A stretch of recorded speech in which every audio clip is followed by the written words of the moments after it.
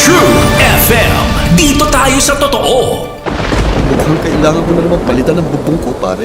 Mag-iisang taon pa lang yan. May tulo na kagad. Ay, bossing! Baka naman kasi hindi matibay yung ginamit nyo. Dapat ang gamitin mo ay cherry loom, ang yerong aluminum. Basta yero, cherry loom. Tibay protektado sa pangmatagalang yero. Power and Play with Com Noli Iyala.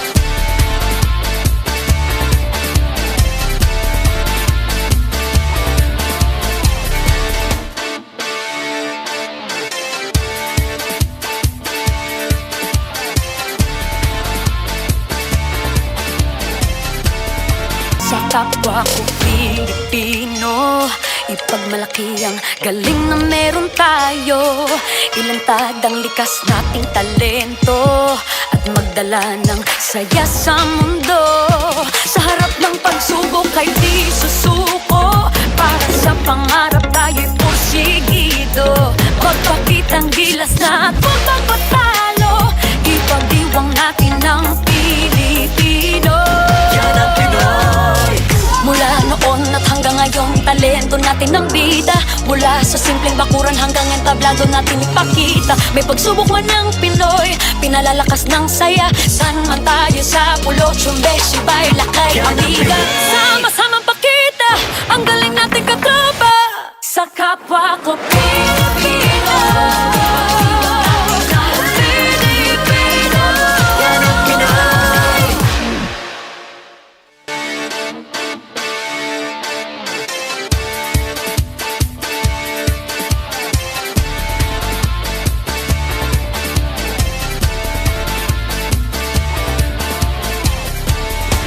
Panahon na po for meaningful basketball. It's the playoffs. At sino kaya nga angat? Sino ang bababa? Pag-usapan po natin yan ngayong umaga. E di paano? Bangon na! Power and Play na! Power and Play with Com Noli Iyala. Isa pong magandang umaga mga kapatid. Nagbumula po muli sa 1PH Studios dito po sa TV5 Media Center. Ako po si Noli Iyala. Dito po ang Power and Play. Hatid sa inyo ng Cherry Loom. Ang yerong may aluminum Cherry Tigo. It's fun to drive. Chooks to go. Ang nag-iisang manok ng bayan. True religion where passion meets power. Regrow. Regrow your confidence with Regrow Minoxidil. And of course, we are powered by Smart. Live Smart. Kamusta po kayong lahat mga kapatid, mga kaibigan natin na papasok pa lamang, mga suki natin sa Radyo 5, 92.3, True FM, dito na tayo sa totoo. Yung po mga nanonood sa atin sa 1PH on Signal TV, Channel 1 po yan, at sa Facebook Live all over the world sa pamamagitan ng Facebook ng Power and Play, 1PH at ng Radyo 5. Nako kasi sweldo lang Ano, ubos na ba? Ubos na ba yung sinweldo natin noong Miyerkules? Aba siguro marami tayo mga bilihan Ubos na daw sabi dito ni Santi, ubos na. Paano naman mga kapatid yung ating mga pinagkakautangan kailangan ho kaagad bayaran yan. Wag po tayo magkakaroon ng utang. Kailangan ho kaagad bigyan natin ng karapat-dapat yung ating yung mga tumutulong sa atin. O siya nga pala, sabi nga pala ng Pag-asa, tag-init na. Tapos na po daw yung, panahon ng amihan. Tag-tuyot na, tag-init. Nako, talaga namang, although sa umaga, hindi pa masyadong ramdam. At saka dito sa loob ng aming studio, nakikita nyo naman, malamig ho dito. Pero malapit na nga ho ang summer. At alam naman ninyo, pag dumadating ang summer, nako, nagkakaubusan ng tubig. Kaya ingat-ingat po tayo Medyo gamitin po natin ang tubig sa tamang paraan. Yung mga nagka-carwash. Nako, minsan sobra-sobra ang tubig na natatapon dyan. Yung pong mga nagdidilig. Wag po tayong gumamit ng hose. Gamitan natin ng balde. At yung mga naguhugas sa bahay, yung pong naglalaba, atin pong tipirin. Sapagkat mamaya-maya, meron na naman tayong problema. Alam niyo naman pagka tag-init talaga pong nagkukulang ang supply ng tubig. Kaya ingat-ingat po tayo at dahan-dahan lang po Ika nga ang ating pong paggamit ay dapat ay matalino. Tinag-uusapan ng tag-init. Naku, tag-init na rin po sa larangan ng basketball. Sabi ko nga kanina, this is the time kung saan nanonood na ang mga tao. Meaningful basketball, hindi lamang sa local scene kundi sa abroad, no? Doon po sa Amerika, yung March Madness ng NCAA, nagsimula na po at napakaganda na ng mga laban. Of course, ang NBA ay nasa dulo na po ng kanilang regular season kung saan naggigirian pa ang mga teams patungo sa playoffs at yung patungo sa play-in tournament. Yung pong play-in tournament, mga kapatid, yung po yung 7, 8, 9, 10 kung saan maglalaban pa sila para makapasok dun sa regular playoffs na ginaganap, yung 1 versus 8 and so on and so forth. Ha? Dito naman po sa local scene, naku, mainit na rin po ang basketball. Katatapos lamang ng championship ng juniors level ng NCAA kung saan nanalo ang Letran Squires kontra LaSalle Green Hills sa NCAA Finals. Sa UAAP Finals ng boys, nanalo naman po ang FEU.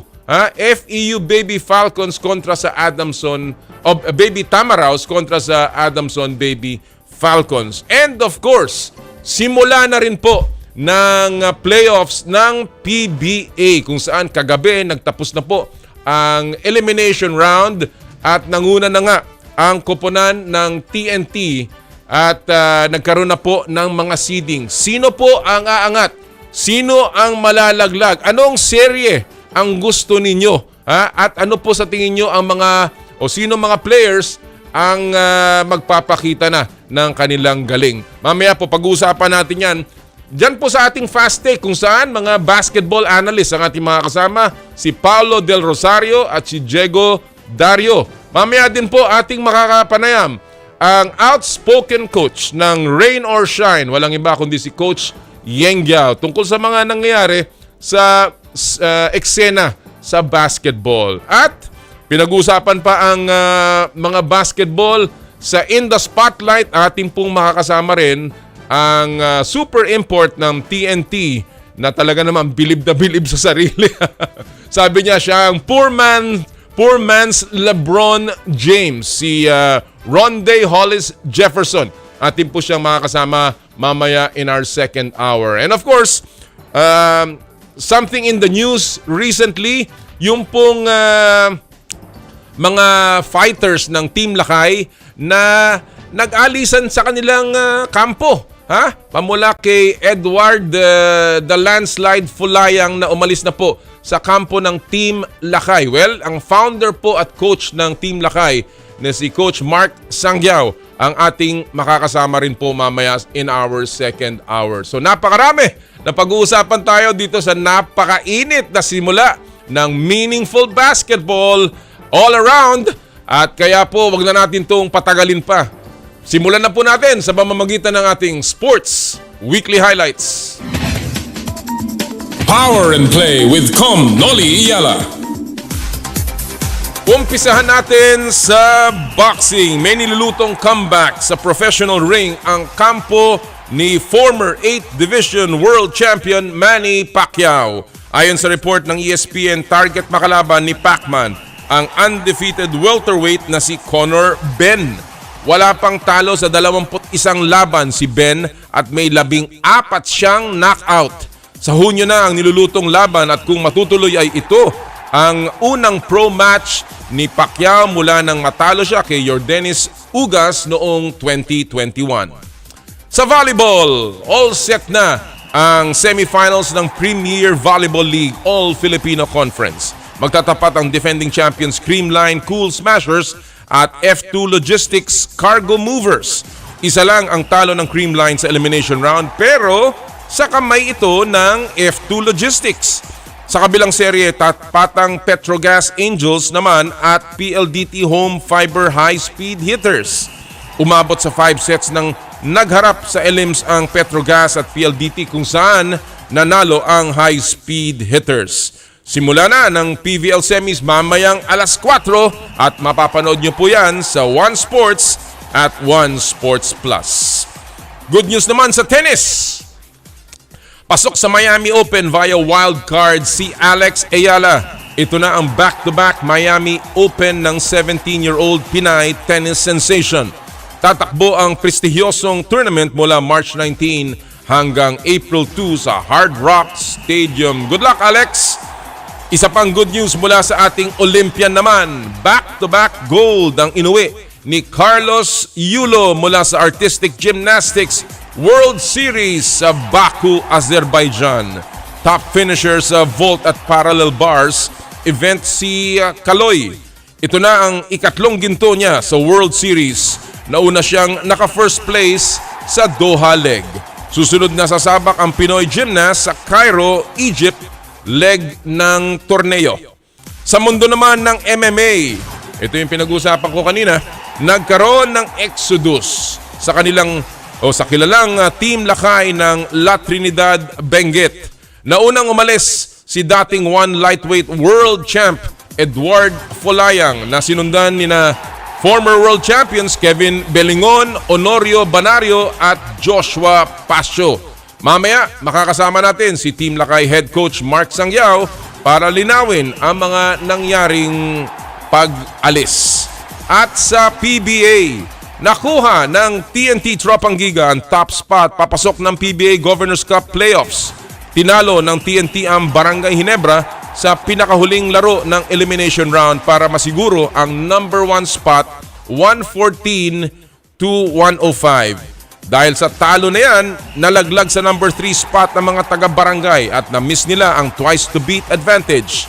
Mamaya, abangan nyo po ang one-on-one natin kasama ang import ng TNT na si Rondae Hollis-Jefferson. At yan po ang buod ng mga balita ngayong linggo sa ating pong Sports Weekly Highlights. Sabi ko nga, it is meaningful basketball time at isa po sa mga ginawang sistema ng NBA kaya ko po binabanggit ito sapagkat talagang ngayon sa NBA hanggang kaduluduluhan naglalaban ng mga koponan. Hindi po sila kumbaga pa-easy-easy na kahit nasa ilalim hindi na naghahabol dahil meron po silang ginawang sistema na ako po sa akin hindi naman po original to sa NBA, nagawa na po to ng PBA, pero ang tinatawag nila ay play-in tournament. Ito po yung kung saan yung hanggang ikasampung rank doon po sa bawat komperensya pwede pa pong makapasok sa playoffs ng NBA. Hindi ho kagaya nung araw na pamula lamang sa 1 hanggang 8 ang naglalaban. Ngayon po hanggang agis yung ikasampu na team ay may pag-asa pa. Kaya yung kahit yung 11 o 12 ay lumalaban at humahabol dun sa 10 pwesto sapagkat yun po ay magkakaroon ng play-in tournament kung saan maglalaban yung 7 kontra G's at 8 kontra 9. Wala pong twice to beat advantage yan Kung yung mananalo doon ang papasok po sa playoffs para makatapat naman yung top rank at saka yung second seed. Kaya po ito ang ating pupulsuhan ngayon pong araw na to. Sa Pulso ng Bayan, hatid sa inyo ng Chooks to Go, ang nag-iisang manok ng bayan. Ito po ang ating pupulsuhan kayo ba ho ay pabor sa play-in tournament concept ng NBA kung saan yun nakakahabol pa yung mga mabababang team. Ang sabi nung iba, baka naman daw ito ay masyadong binibigyan ng tsansa ang mga mediocre teams at kawawa naman yung talagang nagtrabaho nung simula. Kaya ang tanong po natin uli sa Pulso ng Bayan, pabor ba kayo sa play-in tournament ng NBA? Kung gusto nyo pong magbigay ng inyong konting opinion, ipadala lamang po sa ating Twitter account @NoliIyala o di kaya ay sa aming Facebook page ng Power and Play. Mamaya po pipili kami ng dalawang medyo interesting at karapat-dapat na mga komentaryo at ating pong bibigyan ng gift certificates mula sa Chooks to Go, ang nag-iisang manok ng bayan. Mamaya po yan, abangan nyo sa ating Pulso ng Bayan. Alright, bago tayo magpatuloy, again, patuloy po ang promo ng Joyride Super App dito sa Power and Play. Ito po yung ating Joyride Top Up promo kung saan tayo po ay namimigay ng 1,000 pesos JRPay wallet credit sa 5 mananalo. Napakadali para sumali. Download the latest version of the Joyride Super App. Makikita nyo po yung QR code dyan. Scan lang po ninyo yan. kuhanan ng screenshot ng app's home screen na may kasama po ng inyong pangalan at ipadala yung screenshot sa Power and Play FB page via PM. Isama nyo po ang inyong buong pangalan at registered mobile number sa Joyride account. Kami po ipipili ng 5 mananalo ng 1,000 pesos e-wallet credits after just before we end the show. Abangan nyo po yan. Again, the Joyride Super App top-up promo sa Power and Play. And we are ready to go and ready to roll. At syempre, ito po yung usapang usapan ng mga nasa likod ng balita. Ito po ang Fast Take. Power and Play with Noli Iyala. At ang Fast Take ay hatid sa inyo ng Cherry Tigo. It's fun to drive. At ngayong araw pong ito, tayo'y mapalad na ang ating makakasama ay talagang mga napapanood nyo madalas. And of course, mga mahihilig hindi lamang sa basketball kung hindi sa sports. Ang ating po makakasama ngayong araw na to, unahin ko na muna, yung nandito na. Walang iba kundi ang mas gwapong Del Rosario, si Paulo Del Rosario. Magandang umaga, Pao. Magandang umaga ko. Gusto naman.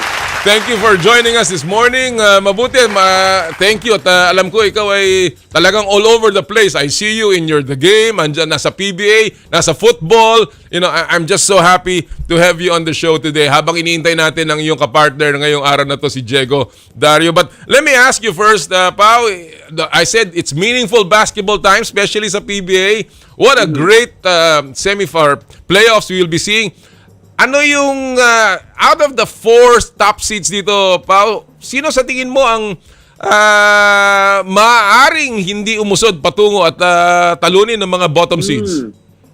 Well, alam mo, mahirap mag-predict ngayon sa conference na to, in particular because of the fact that grabe talaga yung mga imports ngayon, yung mga reinforcements ngayon. TNT, in particular, you have a guy like Rondae Hollis-Jefferson making a big difference na hindi pa sila natalo with Rondae Hollis-Jefferson, but then at the same time, you also feel na ano mangyayari naman kung natalo sila?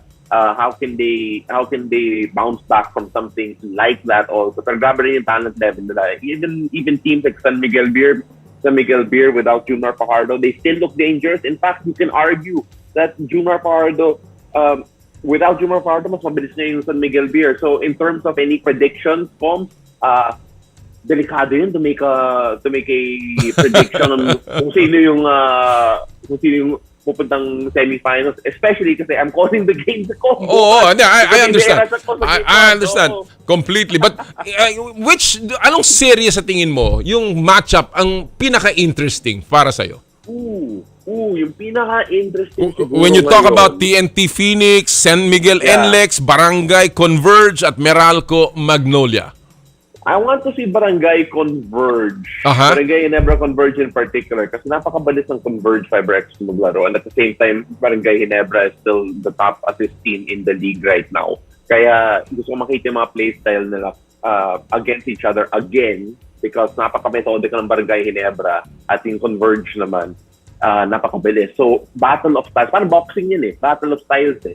So, makikita rin natin kung iba rin yung style ng Converge kasi bago nga yung import nila. So, a lot of variables there na masaya makita sa playoff setting. Yun ang X-factor doon, yung bagong import. Alright, Yeng Guiao is already with us now. Yeng, good morning. Thank you for joining us on Fast Take. Good morning, Com. Pao, good morning. Thank you so much. And ako, parang talagang binulabog ko ata ang iyong Sabado ng umaga, Yeng, but thank you. It's your first time, I think, on the show, so I'm very happy to have you. Well, we were talking about meaningful basketball, Yeng, no? Well, let me ask you first, who do you think, which series sa tingin mo ang very interesting dito sa PBA quarterfinals? Well, personally, if you ask me, it's our team currently playing.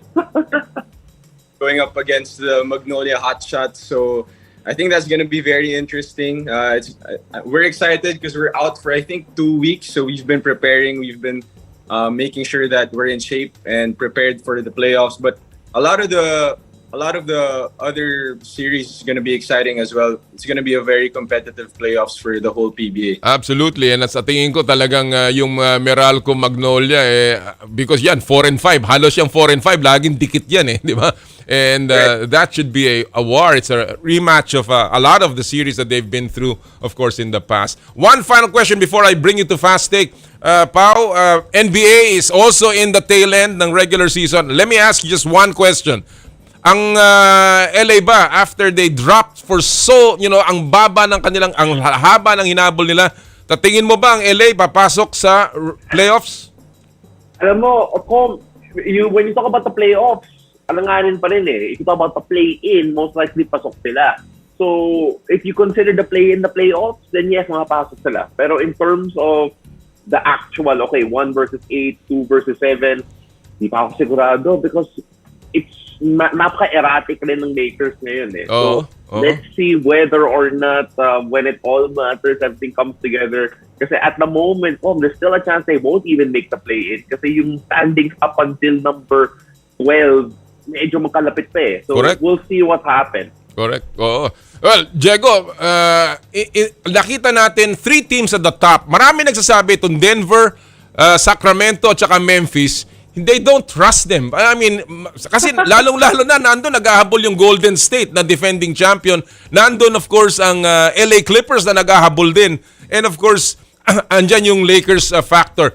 Do you trust the top 3 seeds in the West?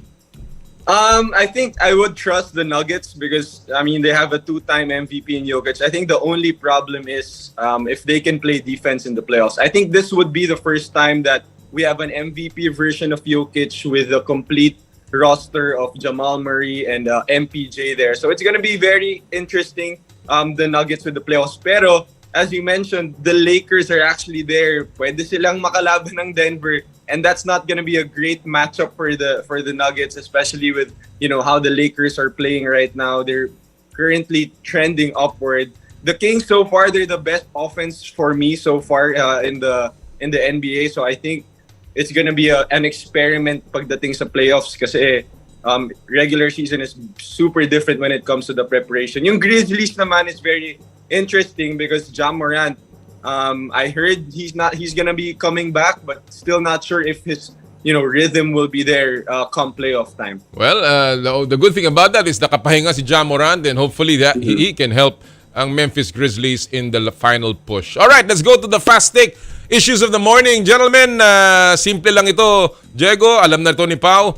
Dito, bato-bato sa langit, tamaan, wag magagalit. And of course, ang opinion nyo ang mahalaga. At you will be given a minute to answer the 3 Fast Take issues. I'll begin with the first one. Ito ay tungkol sa PBA playoffs. Ngayon, napapasok na ang San Miguel sa playoffs at ang kalaban nila ay ang NLEX Road Warriors. Kaya ba ng SMB umabot sa finals kahit wala si Junmar Fajardo? I'll begin with you, Pao. 1 minute. Go! Maraming salamat, Com. Again, a reminder that napaka-stacked pa rin ang San Miguel Beermen. Just take a look at what they did yesterday. Wala si Junmar Fajardo, no problem. Sure, it was against a team like Rain or Shine na walang import. But then 5 players hit 20 points or more, wow, including their import si Cameron Clark. You had Motao too was playing very well. Vic Manuel, grabe, he was almost perfect sa first quarter. I think he ended the first quarter 6 of 8 from the field. And when you have guys like that stepping up without a Junmar Fajardo, you can't really look at San Miguel Beer and say that, hindi sila title contender. Not only that, Marshall Aston shooting the ball very well once more. And you also have so many pieces here that are starting to come to the fore. Alin Bolnadi, siya nagaling. And they're doing really well, and we'll see whether or not the depth will shine again. Iba talaga yung playoff basketball. But from what we've seen so far, they still have to be considered title contenders even without Junmar. Well, depth is always a factor pagdating sa playoffs. Diego, same question. Kaya ba ng SMB umabot sa finals kahit wala si Junmar Fajardo? 1 minute, Diego. Go! Well, first of all, I think Pao had a great point, and that SMB is probably one of the deepest teams in the PBA right now. And that's also one of the reasons why they did that. The reason why they worked on their depth is because of situations like this. Junmar out because of an injury. but that's going to be no problem for them because Mo Tautu will be there to step up. Vic Manuel will be there to step up. And Cameron Clark has also been trending upward. He's been playing very well for SMB. One thing I would only say, if it's all the way to the finals, hopefully that's going to be against our team, the Meralco Bulls, because Ginebra or SMB, so they have to choose one. But all I can say is SMB is still a great team without Junmar Fajardo, but they're going to be a way better team. Mar will be able to come back, but that injury is going to be tough for him to ramp it up right away during the playoffs. Well, I totally agree with you. They're a better team with Junmar, but of course, they're still a great team without him. And as sinabi nga ni Pao, but for all the rest of the field, it's always a relief not to have a 6-time MVP playing in the playoffs. So, I guess it's something that the teams will now adjust to. Dati, they were matching up against the size of Junmar. Now they'll have to match up against the speed and depth ng San Miguel. But at the end of the day, I think it will still, Junmar is Junmar, and I think he will still be a big loss for the SMB Beermen. All right, second issue of the morning. Nako, recently nagsalita si Coach Pido Harencio. Nasabi niya, dapat daw limitahan ang dami ng Phil foreigners sa collegiate basketball. Ginawa na yan ng NCAA nang inalis nila ang mga imports. Pero si Coach Pido ngayon ng UST is proposing na limit ang Phil foreigners sa 5 sa UAAP basketball team. So, ang tanong, sang-ayon ba kayo na magkaroon ng limit ang Phil foreigners sa mga UAAP basketball teams? Diego, I'll begin with you. 1 minute, go! First of all, this is going to be a very interesting one, but personally, I don't believe that there should be a limit for Phil foreigners in the UAAP because, number one, if you take a look at the NCAA in the US, I don't think they have a limit for mixed foreigners or even for foreigners. And at the end of the day, these players are not professionals yet. So they're student athletes, student first before being an athlete. So if they want to study in a certain university, whether that's UP, Ateneo, whether that's UST, I think they should be, they have the right to choose what school they want to represent, to choose what school they want to have an education with. And I think there shouldn't be a limit just because those players are not pros yet, and they should just enjoy playing basketball, compete. We know it's the highest level probably of basketball, collegiate here in the Philippines, but at the end of the day, student first comes first before being an athlete. That is the adage, and of course, yan ang dapat sundin ng mga teams, student first before athletes. Pero minsan, nalilihis yung mga ibang eskwelahan dyan sa ganyang prinsipyo. Pao, same issue. Sang-ayon ka ba na magkaroon ng limit sa Phil foreigners playing in the UAAP? 1 minute, Pao, go! First, I want to compliment Diego kasi student talaga siya before athlete sa UP siya. But then when you take a look at the idea mismo that, okay, you have to limit Phil foreigners, you're already assuming na mas magaling yung mga Phil foreigners and they will give you a leg up. And I personally disagree with that, especially when you consider the fact that yung mga kinoconsider natin best players dito sa Pilipinas aren't Phil foreigners. Cathy Thompson, Junmar Fajardo, Jason Castro, all of them made a big mark without being Phil foreigners. Sa palagay ko, if you're going to talk about limiting a certain type of player, I don't even think that Phil foreigners is the right way to go about it. Rather, yung mga kung ba eligible ka to represent the Philippines, why be part of a group that's going to be limited? At the end of the day, kasi people are saying that, you have to develop yung mga talent that can actually represent the Philippines. So, why limit yung mga Phil foreigners if they are actually FIBA eligible to represent the Philippines in any level?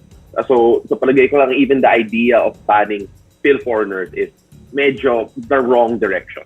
I agree. I agree with the two of you. I do not believe in too many restrictions, particularly in forming a team. Lalong-lalo na sa collegiate basketball. You're right. Sudyante yung mga yan eh. You'll never know why they are here. It just so happened that they can play basketball. Of course, ang pinag-uusapan ni Coach Pido is the recruitment battle. Minsan sumosobra na. I think that's another matter, but that should not count into the limitations of how a UAAP team should be constructed. So, Phil Foreigners, let's go! Lalo nang gumagaling pa ang mga Pinoy because andyan yung competition na nanggagaling sa labas. Alright, let's go to our third and final issue of the morning. Again, we go back to the NBA and we know that the defending champions, the Golden State Warriors, are now beginning to get their pace, no, and their rhythm. They are still hovering around the 5th or 6th spot, still not too far away from the play-in tournament. Kaya ang tanong, kaya pa ba ng Golden State Warriors na makabalik sa finals sa NBA ngayong taong ito? I'll begin with you, Pao. 1 minute, go! Again, kung playoffs, no problem. Kung finals, I personally hindi ako sigurado. I mean, you can even take a look at yung mga advanced analytics sa State. Sinasabi nila that Golden State are probably 6% in terms of making to the finals this year. You take a look at the injury situation nila, the fact that wala si Andrew Wiggins ngayon due to personal reasons, the fact that they haven't had a healthy stretch, the fact that they're so bad away from home at the moment. If I'm not mistaken, 9-game losing streak away from home for the Golden State Warriors at the moment. Tapos I think natatalo nga sila ngayon at this very moment as of speaking. So they don't look as invincible as they did before. I wouldn't put them in the title favorite category. Pero syempre, you respect Steph Curry, you respect Steve Kerr. You're going to see that with the two of them, you'll always have a puncher's chance. So if they make it to the finals and if they win the finals overall, you can bring this back, loop it over again, and sabihin nyo na, okay, mali si Paolo. Kasi I don't think that they're going to make it. I don't think that they're going to end up on the TNT Trophy again. Alright, well, alam mo, sabi ko kasi, walang tama, walang mali dito sa Pastig. Diego, same issue. Kaya ba ng Golden State Warriors na makabalik sa finals ng NBA this year? 1 minute, Diego, go! I think out of the 3 points that we were talking about, I think this is the first time that me and Pao would disagree. I think the Warriors have, a chance of making it to the final. You can't discount the heart, the experience, and the minds of these champions, talking about Steph Curry, Klay Thompson, Draymond Green. They're still the core of this team. And also, let's not forget about Steve Kerr. They've won multiple championships with this core, and they're also trending upwards. Correct, Pao, they're one of the worst teams when it comes to playing in road games. They're one of the best teams naman when it comes to playing at home. They're 29-7 when they're playing at home, but they're 7-27 away. But in the playoffs, just win one road game and win all your home games. You can actually win a series. And if you take a look at the standings, Grizzlies or Kings ang pwede nilang makalaban, or even the Clippers. But we'll still find out. But I think the Warriors, I believe in Dub Nation still. Wow. They're not winning away games. They're not even gonna win one. Well, they're so bad on the road that, they have to get home court advantage para maka-advance. But right now, they're not because they're in the 6th seed. Ako, the question is, makakabalik ba sa finals? I agree. Maybe makakabalik.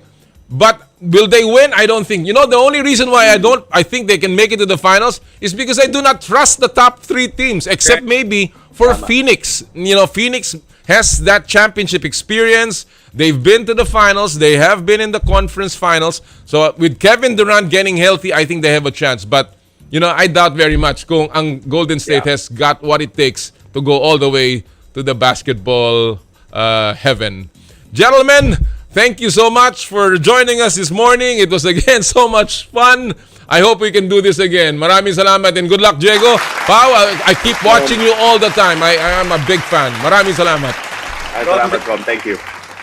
Mga kaibigan, ang ating po mga kasama from The Game. Dito po yan sa, of course, One Sports. Walang iba kundi si Paolo Del Rosario and Diego Dario. Again, very fun times pagdating sa Fast Take. A lot of opinions. And again, bato-bato sa langit. Wala naman tama dito Wag lang magagalit.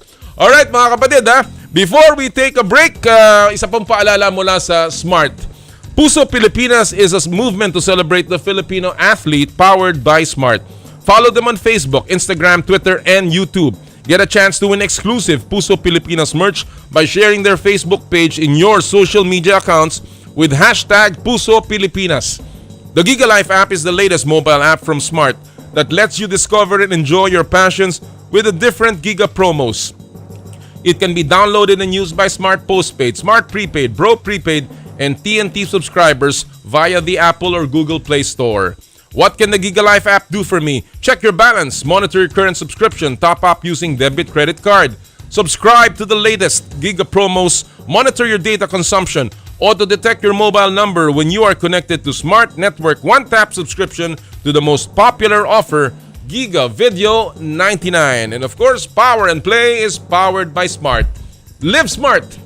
When we return, ang ating po mga kasama, walang iba kung hindi ang batikang head coach ng Rain or Shine, Coach Yeng Guiao sa Power and Play. Hatid sa inyo ng Cherry Loom, Cherry Tigo, Chooks to Go, at ng True Religion. Ang oras po natin, 8:35 ng umaga.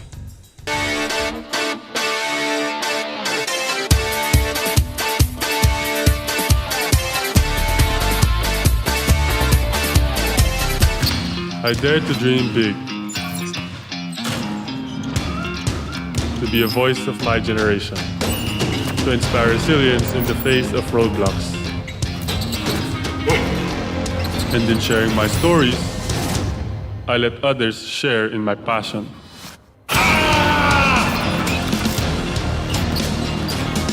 Follow Kai's stories on Twitter and share yours. With Smart Double Giga Stories. Share 2 times the passion with 2 gigabytes for Twitter and more. Guaranteed every day. Plus data for all sites. Simple, smart ako.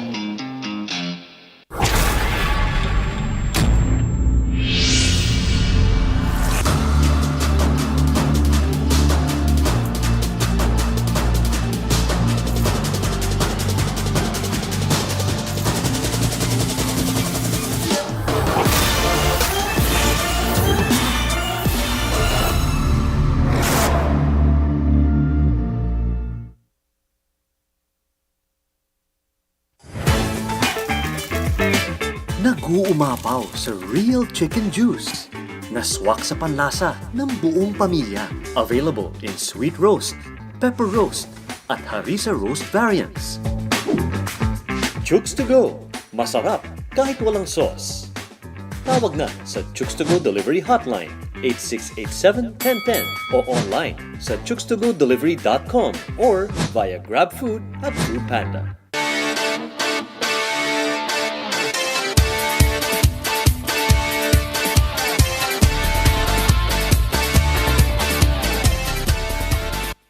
The Queens are back to set the volleyball court on fire. Mas matapang, mas mabangis, walang uurungan. Papalo na ang lakas ng Pinay. Tutukan ang Premier Volleyball League All-Filipino Conference, the heart of volleyball. Every Tuesday, Thursday, and Saturday on One Sports and One Sports Plus. Mukhang kailangan ko na naman palitan ng bubong ko, pare. Mag-iisang taong pa lang yan. May tulo na kagad. Ay, bossing! Baka naman kasi hindi matibay yung ginamit nyo. Dapat ang gamitin mo ay Cherry Loom, ang yerong aluminum. Basta yero, Cherry Loom. Tibay protektado sa pangmatagalang yero. NBA fans, are you ready? NBA is back! Mas pinatinding NBA experience! Mas kapanapanabik at maksyong NBA basketball moments! Don't miss the new season of the NBA every Monday and Friday on One Sports and every Saturday and Sunday on TV5. Always a fan of the NBA. Mukhang kailangan ko na naman palitan ng bubong ko, pare. Mag-iisang taong pa lang yan. May tulo na kagad. Ay, bossing! Baka naman kasi hindi matibay yung ginamit nyo. Dapat ang gamitin mo ay Cherry Loom, ang yerong aluminum. Basta yero, Cherry Loom. Tibay protektado sa pangmatagalang yero. Buong pagmamalaking binabati ng Radyo 5 ang ating mga kapatid na pinarangalan ng Guild of Educators, Mentors and Students sa 7th GEMS Hiyas ng Sining Awards. Congratulations, Frontline Pilipinas bilang Best News Program for Television. Christy Fermin, natatanging hiyas ng sining sa panulat. Ted Filon, DJ Chacha sa Radyo 5, Best Radio Program for Opinion, Public Affairs, and Public Service at 92.3 News FM, Radyo 5 bilang Radio Station of the Year. Maraming salamat po! Mukhang kailangan ko na naman palitan ng bubong ko, pare. Mag-iisang taong pa lang yan. May tulo na kagad. Ay, bossing! Baka naman kasi hindi matibay yung ginamit nyo. Dapat ang gamitin mo ay cherry loom, ang yerong aluminum. Basta yero, cherry loom. Tibay protektado sa pangmatagalang yero. Tutukan gabi-gabi ang malalimang pagsisiyasat ng mga napapanahong balita. Hihimayin ang iba't ibang anggulo para sa mas malawak na diskusyon at impormasyon. Samahan sina Yeng Guiao at Mian Los Baños mula sa Frontline tonight, Lunes hanggang Biyernes, 10:35 p.m. sa TV5. Mukhang kailangan ko na naman palitan ng bubong ko, pare. Mag-iisang taong pa lang yan. May tulo na kagad. Ay, bossing! Baka naman kasi hindi matibay yung ginamit nyo. Dapat ang gamitin mo ay cherry loom, ang yerong aluminum. Basta yero, cherry loom. Tibay protektado sa pangmatagalang yero. Broadcasting from the Radyo 5 studios in Reliance Street, Mandaluyong City, in Mega Manila. 25,000 watts of true broadcast quality. Mas pinalakas, mas pinalawak, mas pinalinaw na tunog ng AM sa FM. Ito ang 92.3 Radyo 5 True FM. True FM. Dito tayo sa totoo.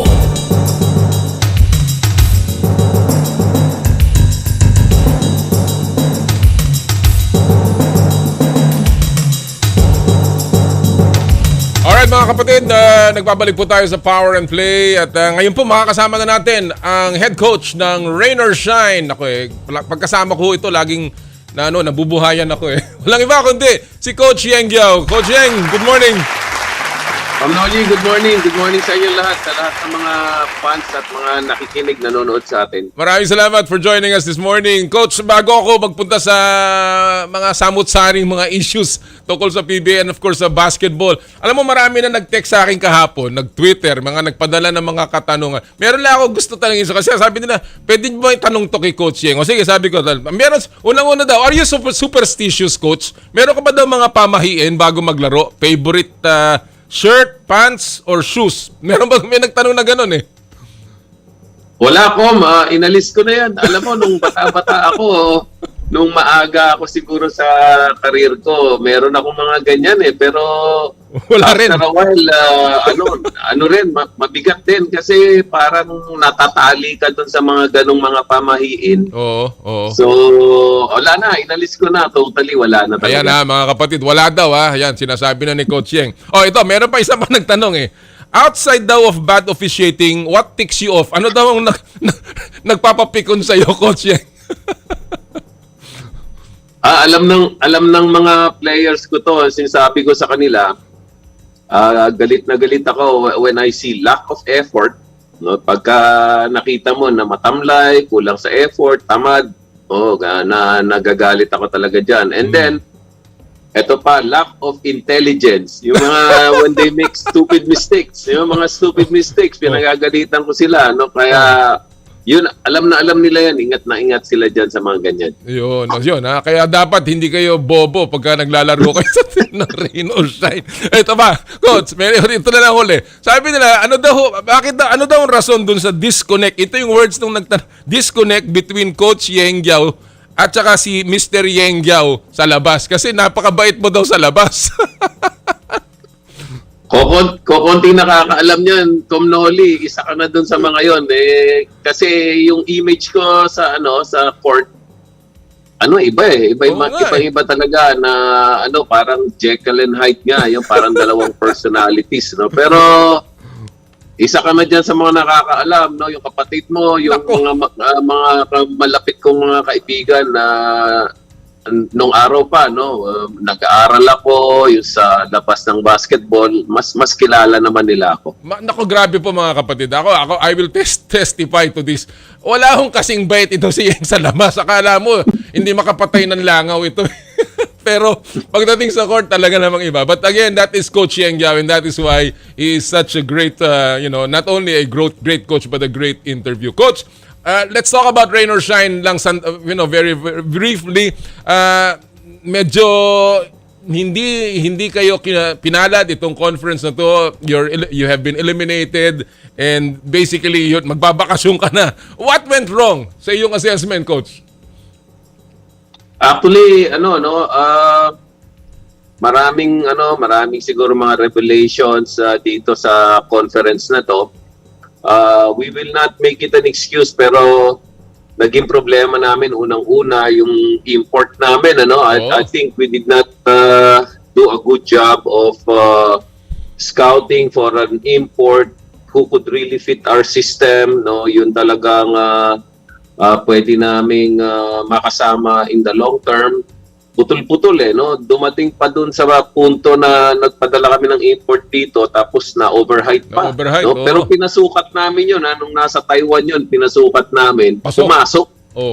So baka nung sumakay ng eroplano, baka nag-expand nung sumakay ng eroplano. Elasto painter daw kayo, elasto painters, kaya nag-expand. Kaya elastic.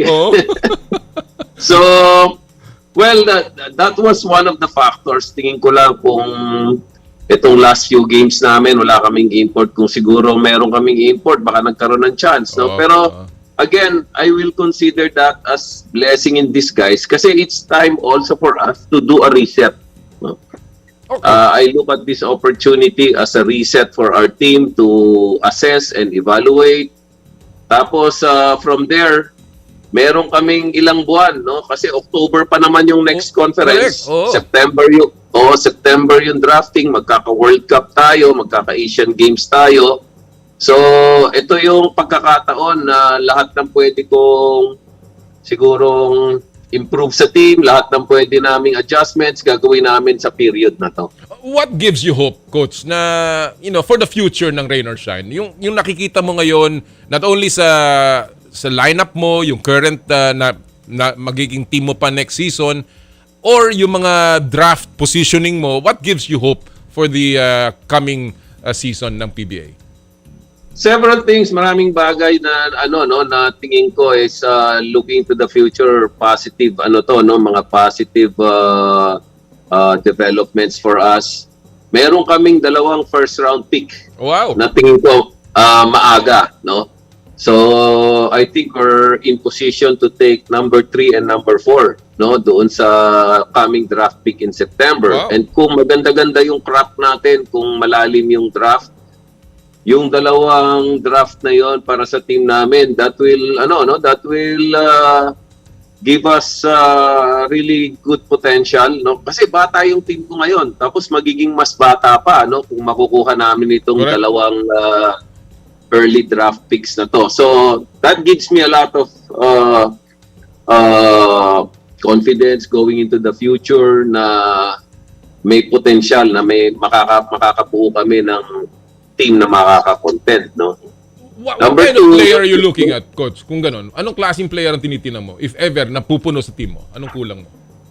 Ako, titignan ko lang dyan, best talent available. At number 3 and number 4, who are the best talent available, kasi yung team ko naman kailangan namin ng reinforcement in every position. In every position. Okay. So look at the best talent available at 3 and 4 and then make that decision to gel them and let them grow and develop with a young team, Yun pa yung sasabi ko sa iyo na bakit positive ang outlook ko sa future ng team. Ang dami naming bata Ang dami naming bata sa team. So ito, nakita ko the last 2 conferences I was with this team, ang lalaki ng potential, Ang lalaki ng potential nito. So give them a year or so. Sabi ko, cannot take too long. Baka naman masyado makatagal lang hintay natin. That's not going to be worth it then. A year or so. Siguro by next year, kailangan yung full potential or close to full potential ng mga batang to mailabas na natin. Correct. And ako naniniwala ako na pwede naman kayang gawin, And then of course, we are open to exploring, yung other options, kung merong mutually beneficial trades that are going to benefit both teams involved in the trade. Why not? ano naman no? I think lahat naman ng teams, kahit malakas ka na, no? Pero kung meron kang trait na makikita mo na lalakas ka pa, bakit hindi? No? So, this is a reset for us. This is a time where we evaluate our team, as individuals, and then we have time to make the proper adjustments. Does that include yung sinasabi mo, Coach, na pwede kang tumingin sa mga trades? Does that include your picks in case? Open kami kasi yung pick, although ako ang ano ko ang kung tatanungin mo ko ngayon, I'd like to keep those picks. Okay. No? Okay.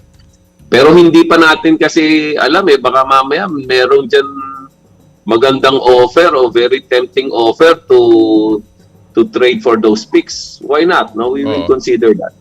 Well, alam mo, syempre ganyan talaga. I know you're part of the management, of course, ng team. You are hindi lamang coach but also part of the management that decides on the trades. Nababalita yan na you were also given that kind of responsibility. Coach, mahaba-haba itong bakasyon mo. Sabi mo nga, September ang draft, October pa ang season. Ano pa lang ngayon, Marso pa lang. How do you keep the team engaged during this whole time? Bakit manabana yung mga player mo? Ano ba, may mga plano ba kayo maglaro somewhere o ano ba ang plano mo? Meron na. Actually, ang PBA kasi, meron din silang parang siguro to fill in the gaps, no? Para merong ginagawa during the long break. Meron daw meron daw pocket tournament in May. No? So kung may pocket tournament in May, that means by April you should be getting ready for that. So hindi rin mahaba yung binigay kong bakasyon. Sabi ko, itong next 2 or 3 weeks, mag-enjoy kayo, mag-relax kayo, mag-recover yung mga katawan nyo. Pero after that, balik ulit tayo sa April, paghandaan natin yung May na pocket tournament. And then after May, we will consider that the real off-season. Kasi after that, October na yung laro. Merong yung time na yan yung gagamitin na na oras para sa World Cup at saka para sa Asian Games Right. So yung team ko naman wala namang kaming wala namang kaming Gilas players or nandyan sa pool na players. So we can really focus on developing the team, working on our skill sets, getting in shape, no? So talaga magfo-focus talaga kami on getting individual players to the next level of their potential. Well, sabi mo it is a resetting, magandang panahon to really push the button para magkaroon ng rebuilding. We're going into the playoffs, Coach.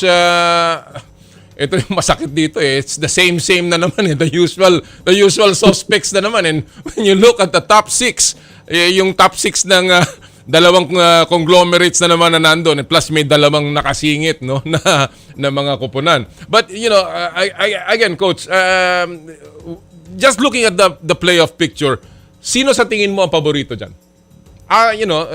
Dahil nakalaban mo lahat yan so alam mo kung anong lakas nila. Sino sa tingin mo ang aangat dito sa playoffs? Nakalaban namin kagabi, malakas daw yung San Miguel, no? I think even without Junmar, even without Junmar. No, even without Junmar, they will contend kasi nafi-fill in ng import nila yung yung absence ni Junmar, no? Kagabi maganda nilaro ng import nila pero sa fourth quarter hindi na nga ibinalik no? Pero nanalo pa rin sila comfortably. Tapos the other night gumawa ng 45 points yan, no? Si Cam Clark gumawa ng 45 points, 18 rebounds yata, no? So he's able to fill in the absence of Junmar. Pero syempre iba pa rin pag nandun si Junmar, no? Siguro magko-contend din dyan yung token text na maganda rin nila, laro nila. Then of course Ginebra. Then doon sa next slot siguro laban-laban na dyan si Magnolia, sila Meralco.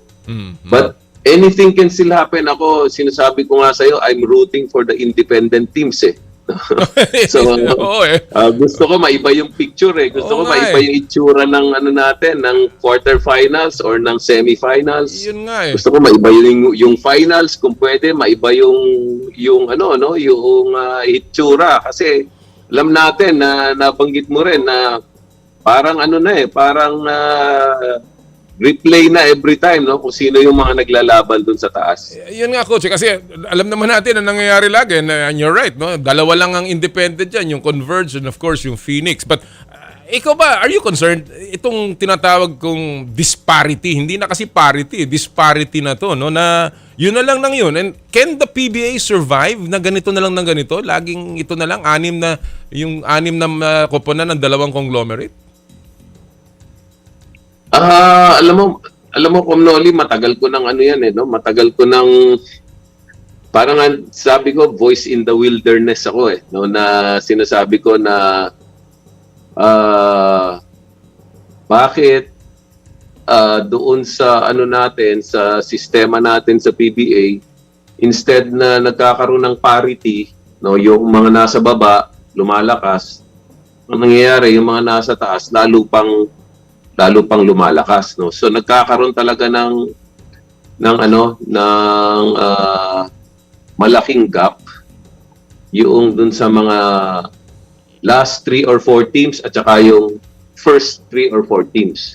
Oo. Tapos nandoon sa gitna yung mga independent teams. Yun ang mauuna mag-draft. Kaya nga dinisign niya na ganyan para lahat magkaroon ng opportunity to strengthen their lineups. Correct. Pero hindi ganyan nangyari. Alam naman natin lahat, di naman sikreto yan. No? At yung mga observant na PBA fans, alam din nila yan. Oo. So, kaya lang, kung ako lang nagsasalita, hindi ka naman pakikinggan, di ba? Or wala namang kwenta sa kanila yon. But again, the fans, mas mag-i-enjoy ang mga fans kung lahat ng games hindi nila alam kung sino mananalo. Mas magandang panoorin yon. No? So will that not be good for the league and for the teams themselves? Of course it will be good for the league and for the teams themselves. It will also be good for our fans. No, makikita ng mga fans na laban talaga to. Rivalry talaga to. We remember your day. Talaga to, di ba? Oo. I remember your days nung ikaw nasa Red Bull, talagang those teams talagang lumalaban, no? Even yung panahon ng kahit papaano Santa Lucia umaangat nung panahon na yon, and somehow ngayon ang laki na ng divide, no? Yung napaka-wide ng divide between the haves and the have-nots, the strong and the weak teams. Sa tingin mo ba, Coach, dapat bang ibalik yung handicapping, for instance? Anong pwedeng gawin para kung hindi man mapigilan yung mga trades na yan? Kasi lagi ko sinasabi na I join you. Hindi naman kasalanan ng mga teams yan eh. Dahil ang mga teams talagang gustong gagawin lahat para manalo. Ang may kasalanan yan ang PBA Commissioner's Office. Sa akin dahil sila nagko-control niyan eh. I mean, I have to be honest. Nagagalit sila sa akin. But I think that is the point eh. Diba? Hindi naman problema ng team yan. Ang team talagang gusto manalo yan. Kahit anong gagawin nila yan. That is their reason why they're there. That's why meron tinatawag na police. So ang tanong, anong pwedeng gawin ng PBA? Should we bring back the handicapping? Should we bring back 2 imports? Should we prevent any trades of picks? Ano sa tingin mo, Coach? Tingin ko, unang-una kailangan nating ayusin dyan is yung structure mismo.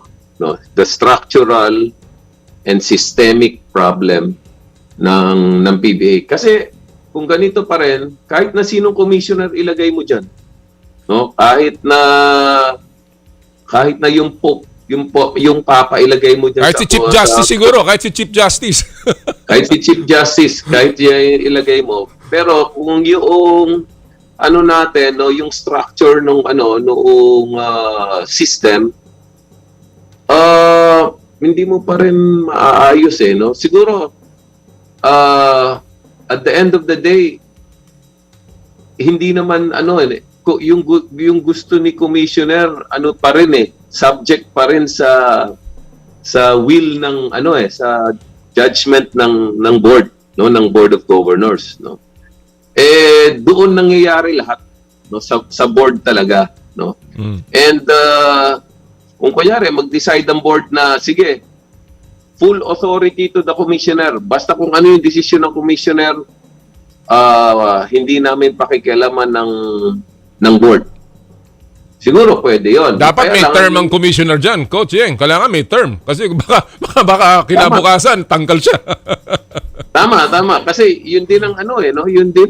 Sabi ko nga, systemic It's inherent na doon sa system Pagka may ginawang hindi gusto ng board yung commissioner, ilang boto lang yun, tanggal ka na. Magbubutuhan lang sila yung boto, andaling i-master ng ng isang site di ba? Oo. So, anong gagawin ni commissioner? I think that's where it should start. Right. Na kailangan talaga mag-usap-usap yung board. Ano bang natin? Agenda natin dito. Talaga bang gusto nating maging equal ang parity? Talaga bang tayo ay mga kabalyero dito, honorableng mga tao tayo dito, o pagbibigyan mo rin ako. Kamuti mo yung likod mo, kamuti mo rin yung likod kaya. Yes, parang ganon, di ba? So, at the end of the day, I think less on the shoulders of the commissioner, but the team owners and the board really have to decide what they want to do with the league. All right. I want to go to the schedule ng PBA, Coach Yeng. No? Nakita natin may EASL na pumasok pa. We have the FIBA qualifiers. May All-Star game pa. Napakaraming disruptions. In fact, itong season na yatang ito, halos mag-iisa't kalahating taon na yata yung season na to. Itong isang season lamang. Is this good for the league, for teams? Itong napakahaba at napakaraming disruptions na ganito. And do you think that maybe even the format should be changed, Coach? I have always been for for a rationalization of all the schedules, Yung FIBA schedule, PBA schedule, yung UAAP, NCAA schedules, tapos yung mga sinasabi natin, yung mga EASL, yung mga ganyan, sumisingit. May 3x3 pa, yung mga ganon, di ba? Mga ganon, oo. Tama, So, I think they should just conduct a summit. Sandali, pag-usapan nga natin itong schedule natin, lahat tayo na involved dito. Anong period ikaw? Ako, kailan ako papasok? Ito pa. Kasi ang kawawa, yung mga players. Tama, correct. Tama. Yung mga players bugbog na, Maski yung mga nasa national team, actually, yung mga nasa national team, talagang patriotic na lang sila Kasi may game sila, may practice sila sa mother team nila, may practice pa sila sa Gilas, mag-abroad pa sila, tapos pagdating sa abroad, babalik dito, meron na naman silang mga obligasyon sa mother team nila. So bugbog yan, bugbog na yan. Kaya at pag hindi nila ginawa, mapupula. Pag hindi pa nila magawa, mapupulaan, Sa game nila, 15 seconds pa lang tinamaan sa tuhod, wala na injured na agad Oo. Mabigat In fact, si Kelly Williams binanggit yan dito sa show ko na talagang mahirap daw talaga, and of course wala. Yun ang kanilang and I guess that brings me to another point, yung Players Association, Coach, you were there yung panahon na yon, nagkaroon ng mga Players Association. Do you think it's time for the players to get back together? Yes, of course. I think again, it's within the jurisdiction of the PBA commissioner and the board. Kasi kung gusto nila, pwede. Kung ayaw naman nila, wala rin, Even if the Players Association or the players themselves want it, but if they are not given any space or they're not given any opportunity to organize or reorganize dahil meron na naman yan dati, wala rin Parang kumbaga sa labor, yun yung pinaka-negotiation ng union at saka ng management Kaso wala pa tayong ganun. What about free agency, Coach? Alam natin na in-implement na yung free agency na yan. Sa tingin mo ba itong free agency is working or is it hurting the low-budget teams? It's actually hurting the low-budget teams Kasi Kagaya syempre, ninyo, medyo nahihirapan ba kayo dito? Kasi may mga lumadating na free agents eh. Kayo, tinamaan din kayo, di ba, Coach? May mga player ka nang nawala, di ba? actually may mga nawalang mga players, pero na ano naman, no, na mitigate namin yan because we were able to negotiate some trades, no? Instead na totally mawala sa iyo, i-trade mo na lang, no? Yun yung parang mitigation noon para hindi masyadong masakit para sa iyo. Pero at the end of the day, tatamaan talaga yung mga independent teams o yung mga teams na hindi kasing lalaki ng mga dambuhalang mga kumpanya na merong 2 o 3 teams, no? O 3 teams actually, yung budget is malaki, dalawang main, no? Oo, so at the end of the day, ang usapan dyan is yung player, no? Pupunta yan kung saan mas malaki yung benefit sa kanya, no? Pagka free agent na siya, no? Sino ba makakapagbigay nun? No? Ito pa isang sinasabi ko rin, no? Kailangan talaga balikan natin yung salary cap for 2 things, no? 2 bagay dyan sa salary cap. Una, nakakalaban na natin sa pagbigay ng sweldo yung mga Asian leagues, Japan League, Taiwan League, Korean League. So pag yung player, kung ako ay binigyan ng offer ni Japan na maganda, tapos yung mother team niya hindi makapagbigay dahil sumusunod ka sa salary cap di ba? So, tali na yung kamay mo. Pangalawa, local na lang, no? Not considering yung mga offers from the outside. Sa local na lang.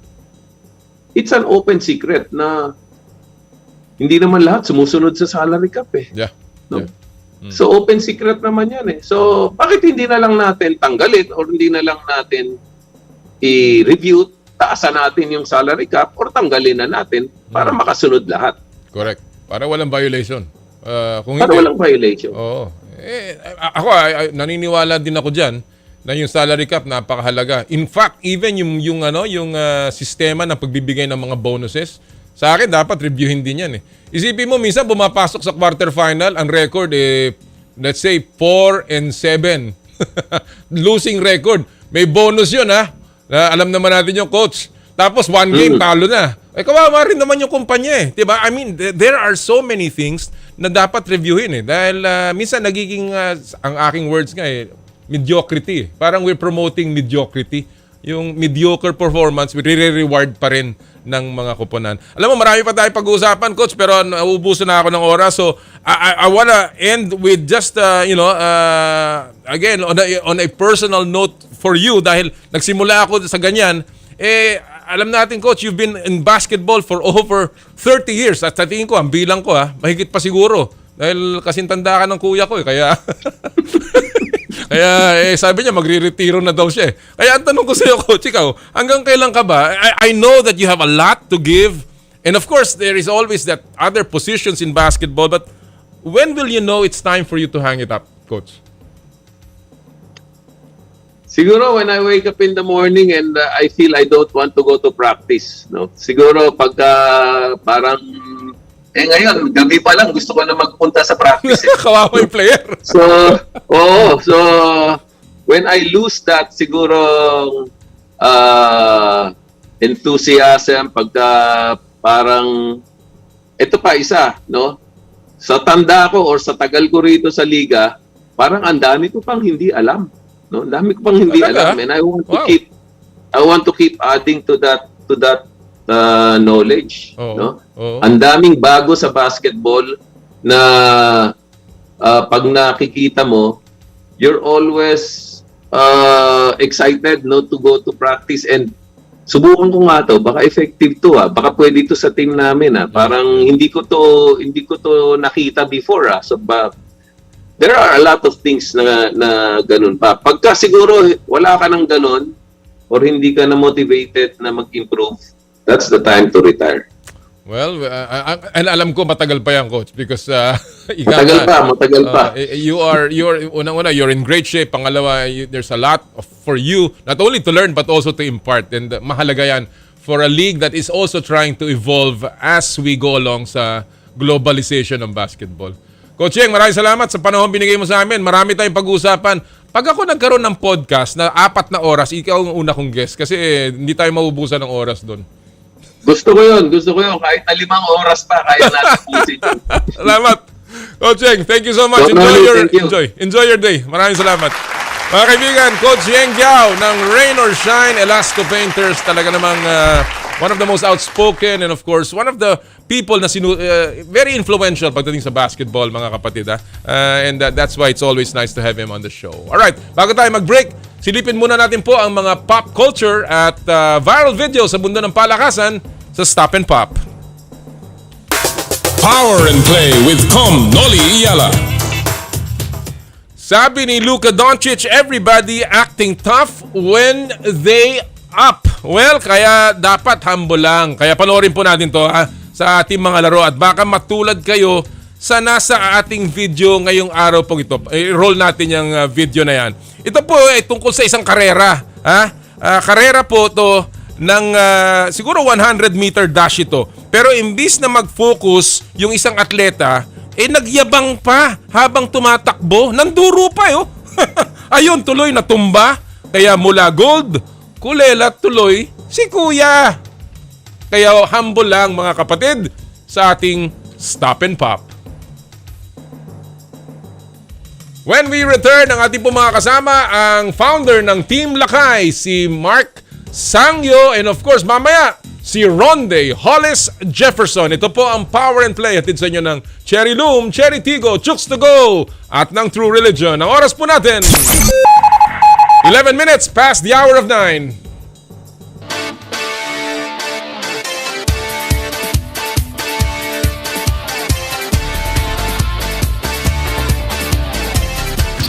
I dare to dream big. To be a voice of my generation. To inspire resilience in the face of roadblocks. And in sharing my stories, I let others share in my passion.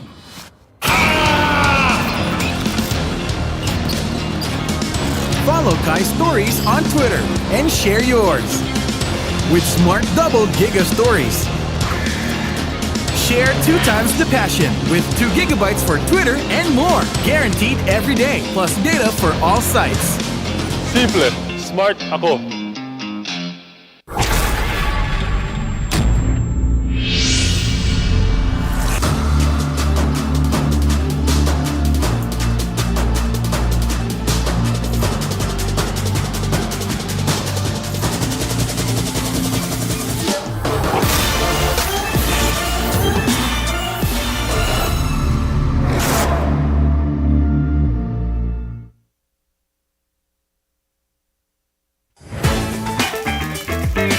Nag-uumapaw sa real chicken juice na swak sa panlasa ng buong pamilya.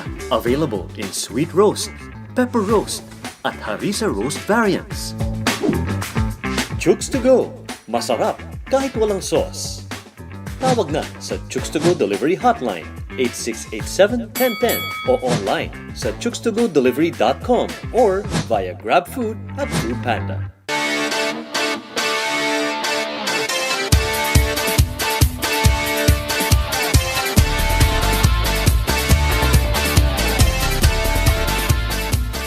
Na-miss mo ba ang game kagabi? Gusto mo bang malaman ang latest happening sa sports? Like and follow us on social media. Pwede mo nang balik-balikan ang mga paborito mong games anytime, kahit saan. At pwede mo nang i-share sa tropa. Dito lang tayo sa nag-iisang go-to tambayan ng lahat at One Sports PHL on social media.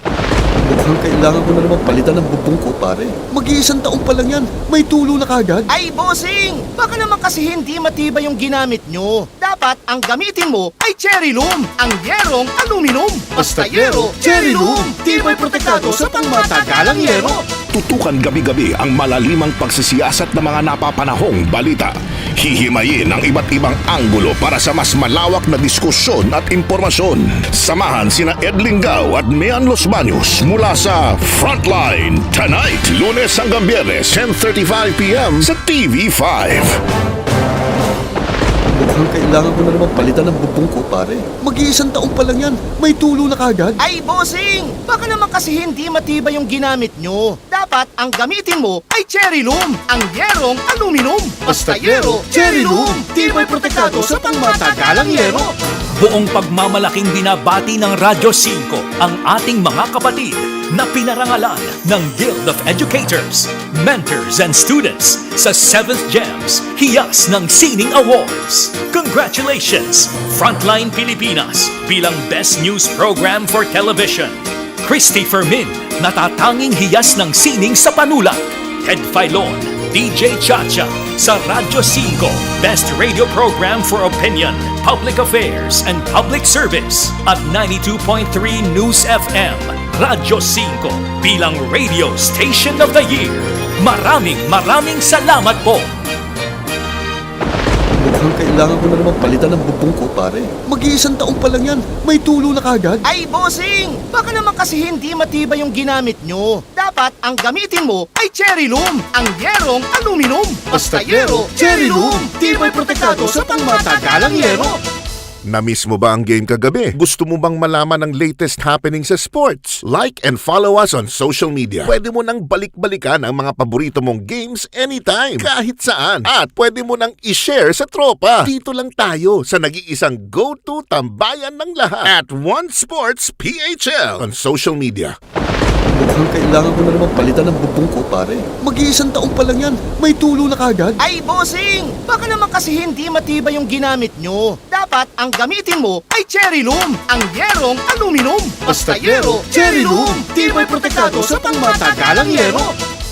Dito tayo sa totoo. Masarap pakinggan ang katotohanan. Dito tayo sa totoo. Walang kasinungalingan. Tunay na kapatid, iyong maaasahan. Saan man sa bansa at sa mundo na may Pilipino. Dito tayo sa totoo. 25,000 watts ng totoong tunog ng FM radio. Totoong pinalakas, totoong pinagtibay ng mga batikang mamamahaya sa paghahatid ng news, public service, entertainment, music, information at inspiration para sa bawat kapatid, bawat Pilipino. Ito ang 92.3 Radyo 5 True FM. Dito tayo sa totoo.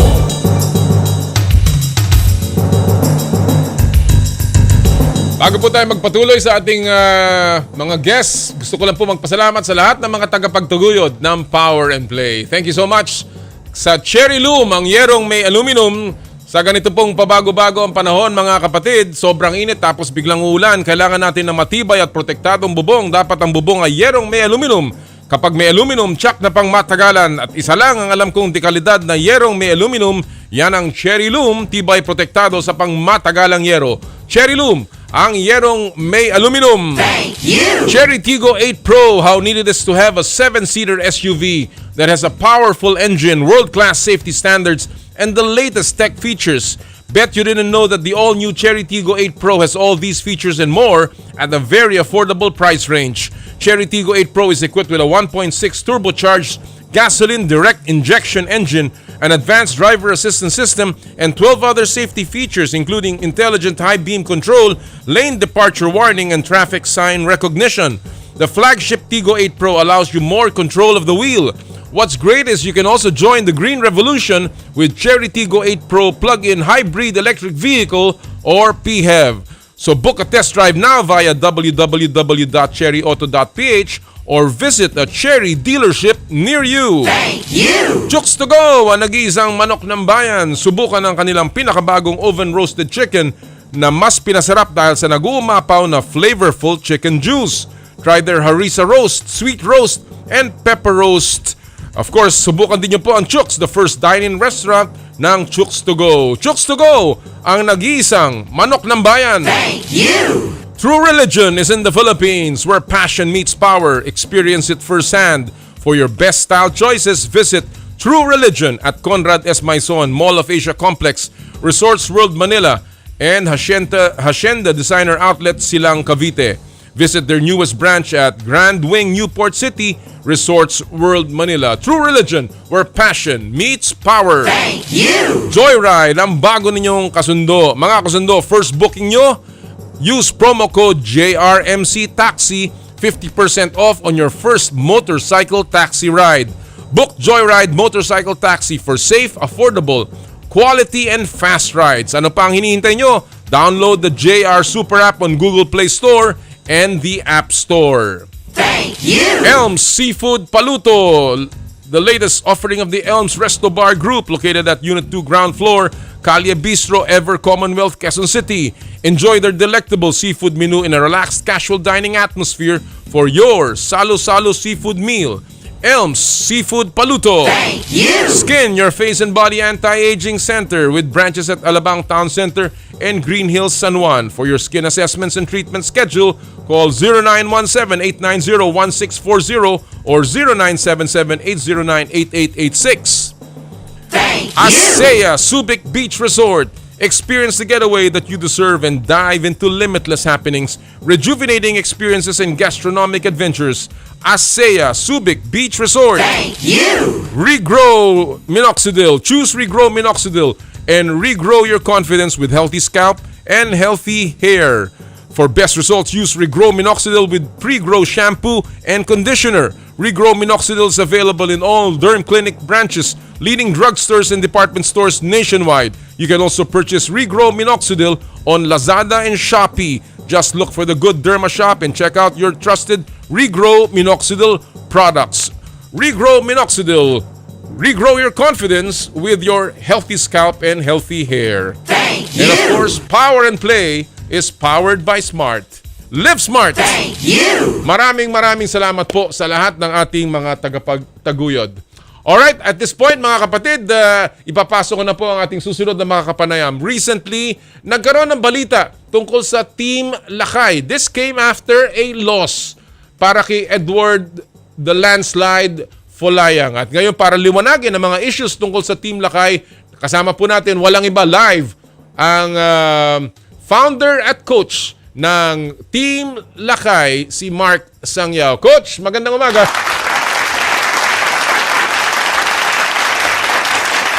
May audio na ba si Coach? Magandang umaga po. Magandang umaga sa lahat ng mga nanonood. Magandang umaga, Coach. Maraming salamat for joining us this morning. I'll go straight to the point. Sabi ko nga, nag-alisan sa balita yung mga kasama mo dyan sa Team Lakay nung araw, mga world champions, si Eduardo Folayang, si Kevin Belingon, Honorio Banario, at may balita pati si Joshua Pasio. Coach, unang-una, ikaw ba na sorpresa? Were you caught by surprise dito? At ano ba naramdaman mo dito, Coach? Pero bago yung announcement, sir, ay nag-usap-usap muna kami. Kaya nung lumabas na yung balita, hindi na ako nabigla doon. Pero nung una lang doon na kami nag-usap bago pumunta yon. Pero pinag-usapan naman namin ng gusto para maayos yung aming paghihiwalay. Ano ang naging sanhi dito, Coach? Ano sa tingin mo? Tingin ko sa kanila siguro ngayon kasi sa akin lang, binabase ko lang sa aking analysis nung umalis sila at yung mga lahat ng mga sinasabi nilang dahilan, siguro gusto na nilang humiwalay din. Gusto nilang humiwalay, hindi lang sa amin naman nangyari to, pati rin naman sa ibang koponan, and professionally tinanggap naman natin ito para yun, kaya sabi ko kanina na nag-usap-usap na kami para ayusin lahat. Meron ka nabanggit sa isang interview mo, and let me quote this. Sabi mo, there was really nothing that you could do, that I could do since they already made up their minds. Close quote. Ang ibig ba sabihin nito, Coach, nung narinig mo to, nung nakausap mo sila, pinigilan mo pa sila? Meron ka bang ganung pakay na sana hindi ito natuloy? Nung nagpaalam na sila since minsan hindi na rin sila pumupunta sa gym, and nagpaalam na sila, yun, wala na akong magawa sa part na yun. Kundi yung sabihin na lang na respetuhin kung ano yung decision nila. So, ayun, sinabi ko na lang na kung yan yung decision nila, so wala tayong magawa, and yun na lang, good luck sa isa't isa. Feeling mo ba, ito ba sabay-sabay silang pumunta sa iyo, coach, o isa-isa? Sabay-sabay ba sila nagpunta? Dalawa. Nung una kasi yung usapan lang namin about sa team, tapos yung pangalawa na pagdating, nauna si Joshua and Kevin. And the other day naman, dumating si Edward and Honorio. Ay, doon na sila nagpaalam. Alright. May mga bali-balita, may mga haka-haka, mga rumor, na may kanalaman daw to sa money matters. Ang tanong ko, ano ba arrangement ninyo sa mga kasama mo sa Team Lakay, si Edward, si Fulayang, at the rest of the team? Ano bang arrangement mo dyan, coach? Actually, yung mga halos sa karamihan naman, may kontrata. Okay. Nakakontract sila sa akin. Ang hindi ko lang kinontrata naman dyan si Edward and Kevin kasi sila na yung pinakamatagal. Sila yung una na dyan. And may agreement naman kami. So I think wala namang issue doon kasi may nakalagay na, stipulate na doon sa contract kung ano yung mga kailangan doon. Okay. So tingin ko hindi naman doon yung dahilan. Meron din nagsasabi na ito daw ay tungkol sa career decisions. Ikaw ba ay in full control? Kasi may sa kanilang career yung desisyon, ikaw ba nagdi-decision diyan o anong setup ninyo tungkol diyan? Sa akin naman, syempre as a coach, siguro inside the gym, control ko 'yan. Pero in their decisions like yung growth nila, hindi ko pinipigilan doon sa part na gusto nilang matuto. May mga case nga na pumunta sila Stephen sa US, pumunta si Edward sa US, pumupunta sila sa Manila para makipag-grappling sa mga atleta doon. So I think hindi sa akin open ako sa mga sistema na ganoon. Okay. Gusto naman natin gumaling pa sila lahat, pero inside the gym you have to follow my rules. Mabuti kasi maliwanagan to, itong mga ganitong klase, mga haka-haka, coach. And I hope you don't mind. Ito pa, isa pang narinig ko is, yun daw training, hindi na daw effective. Sa tingin mo ba may kulang? Or ito ba ay na-bring up sa'yo? Or additional coaches? Whatever that is. Sa akin, siguro yung adjustment nila. Kasi nagdagdag na ako ng mga trainers. Strength and conditioning, pati nagdadagdag pa tayo ng mga licensed nutritionist. Nagdagdag ako ng mga trainers. So, kung tignan natin yung result, this February yung laban ni Danny, panalo siya at napakaganda yung kanyang performance. Yun yung mga effect nun. Yung pagdagdag natin ng mga tao, paglaki pa ng team. When it comes yung improvement doon sa mga skills and yung tulong na may dadagdag pa ng mga nutritionist and yung strength and conditioning natin. Alright. Ang sinasabi nila Eduardo, ni Fulayang, nila Kevin, ni Honorio, again, those words na growth, fresh start, stepping out of their comfort zone. Anong ibig sabihin sa inyo nito, coach? Ito ba ay salita na lamang o meron ba itong pahiwatig sa'yo? Anong ibig sabihin nito, coach, sa'yo? Sa akin, depende sa kanilang kung paano yung meaning nila sila sa kanila. Kasi sa akin, I've been doing this for 20 years. And na-prove namin na merong mga naka-produce tayo ng mga kampiyon. 7 international na belts yung naipasok natin. And I'm the person na willing to learn palagi, non-stop. So yan yung prinsipyo ko naman. Gusto kong palaging mag-upgrade at mag-improve yung team. So yung kung ano man yung meaning niyang sinasabi nila or yung pinopost nila, then hindi pa namin napag-usapan. Nanghihinayang ka ba, coach, dito sa development na to? Na nawala yung apat sa'yo? Siyempre, as coach na tagal na, we've been together for 16 to 20 years. Medyo nakakalungkot din Pero we have to admit the fact, yung reality na yan na yun. People come and go and we have to produce again. Mag-produce ulit ng mga kampiyon na papalit sa kanila. Nagsabi ka nga na in fact si Joshua Pasio ay under contract pa pero pinabayaan mo ng umalis na rin dahil yan ang kanyang hiling at kagustuhan. Sa tingin mo ba, Coach, unfair itong ginawa sa'yo? Do you feel na naabuso ka o violated ka and yet pinabayaan mo na? What is your own feeling tungkol dyan? Do you think it was unfair? In part of Joshua, it's unfair. Professionally, it's unfair sa party ni Joshua kasi hindi pa. Pero sa kay Edward, Kevin, and Honorio, wala naman silang contract na pinirmahan. So, yun lang naman. Pero sa akin, what's the use pag trust wala na? Very good. So, yun na lang. So, sa akin, as being kuya or their coach, intindihin ko na lang. Alright. Let's move forward, Coach. Saan nang patungo ang Team Lakay after this? Ilan pa ba ang nasa stable mo? At ilan pa ba ang, of course, alam natin yung anak mo, si John Lo, is doing very, very well. And of course, Shine nanalo. What's next with Team Lakay? What's next for Team Lakay? Itong Sunday, magkakaroon kami ng Grapplers Cup sa San Fernando, La Union. That's a part of our program na mag-develop pa ng mga athletes. Meron silang exposure para maging composed.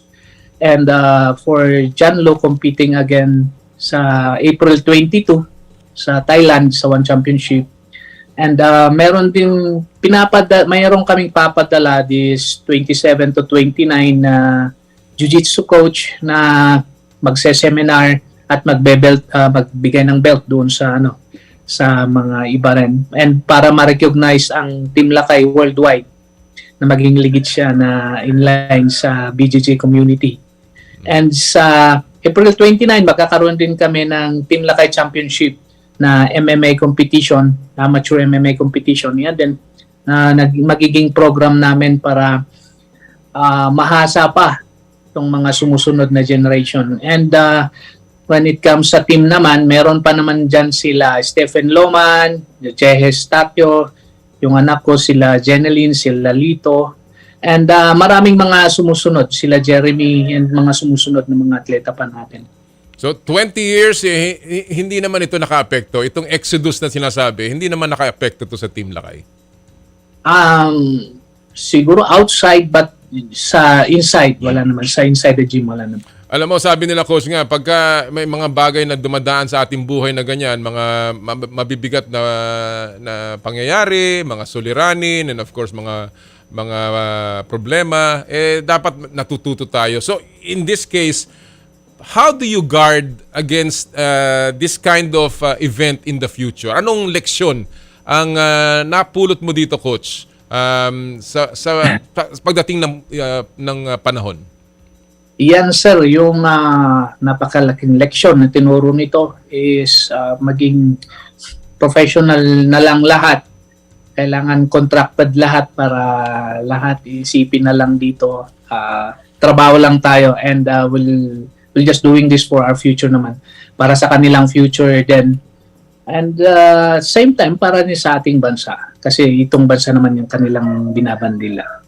Well, Coach, ako patuloy po suporta namin. Of course, sa Team Lakay sa'yo, a former Southeast Asian Games gold medalist, will always have a place in revered in sports. At kaya sana nga lahat tayo matuto at sana nga lahat ay mapabuti sa kung saan man sila mapapadpad. Maraming salamat, Coach Mark, sa panahon binigay mo sa amin this morning. Maraming salamat din, Sir Noli, and sa lahat ng manonood. Maraming salamat sa inyong suporta. Mga kaibigan, ang founder at head coach ng Team Lakay, si Coach Mark Sangiao. Talagang ganyan po ang buhay. Minsan naghihiwalay. Sana nga, tama ang mga desisyon. At of course, ang pinakamahalaga, tayong lahat ay matuto sa ating mga pagkakamali. Alright, bago po tayo magpatuloy, alam nyo ba na mapapanood nyo na sa Signal ang pinaka-exciting at kapanapanabik na local and international basketball games because we got game. Abangan ng PBA at NBA pati na rin ang iba pang sports live and in high definition and get up to 1,000 pesos in discounts when you subscribe to Signal. Visit your nearest Signal dealer or call 888-5555. Ayan, ulitin ko 8888-5555 today. Alright? At bago po natin ipasok ang ating featured stories in the spotlight, silipin muna natin po ang mga best moments sa kasaysayan ng sports sa This Week in Sports History. Power and Play with Noli Iyala. March 15, 1991 o 32 years ago, gumawa ng bagong world record sa pole vault ang maalamat na si Sergey Bubka.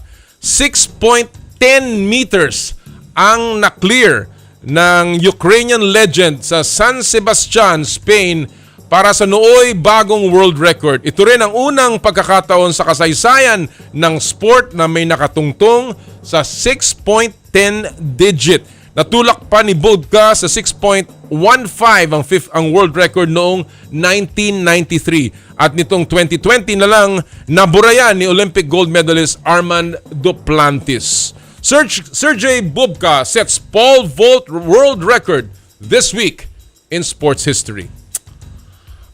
Sana nga ang ating kababayan namang si EJ Obiena ang makabura nun eventually o di kaya ay makakuha ng gintong medalya. Well, we are at the tail end of our show and of course, pagdating po sa dulo, let's put the spotlight on our celebrity athlete. Power and Play with Noli Iyala. Ang ating pong ilalagay ngayon sa spotlight ay ang NBA veteran at ngayon ay naglalarong import ng TNT. Siya rin po ang nagbubuhat sa kanilang koponan patungo sa playoffs with the best record in the PBA. Ito po ang ating feature kay Rondae Hollis-Jefferson. And as promised, Rondae Hollis-Jefferson in the house. Thank you so much for joining us today, RHJ. Thank you for having me, man. You know, I've been trying to get you on the show. Finally, it's here, and we're just happy to have you. But before I talk about your experience with Talking Text, and of course, a big win yesterday, is this your first time in Asia, or even obviously in the Philippines? No, so I've been to Asia. I've been to Asia a couple of times. I've been to Shenzhen. China. With Jeremy Lin. I've been to Korea, which I played here, in Korea before here. And then when I was in Korea, we had like a break, so I visited Boracay. Wow! Yeah, Wow! yeah. It just so happened that a month later I would be playing here. Wow! Yeah. When you visited Boracay, you did not think you were going to play in the Philippines yet at that time? No. And then when I got to Boracay, I was amazed, just by the atmosphere. The people were really nice. The energy, it felt more like home to me. Right. Well, it's great to know that you've seen the islands, and obviously you'll see more if you keep on coming back. But let me ask you about the PBA, of course. Have you heard about the PBA before you even played or stepped foot? I didn't hear about the PBA until I got to Korea, actually. My teammate, Ricardo Ratliff, he played over here. He was telling me about it, the experience. He loved it, had nothing but good things to say. So when I heard that, I was like, oh, I'm interested. Then he started to tell me more about it's a height requirement and like maximum. And I was like, huh? Yeah, I never heard of that. But all these funny rules that we have in the PBA. yeah. And believe me, that those rules were from the very beginning. Even during Really? my time. Yeah, really.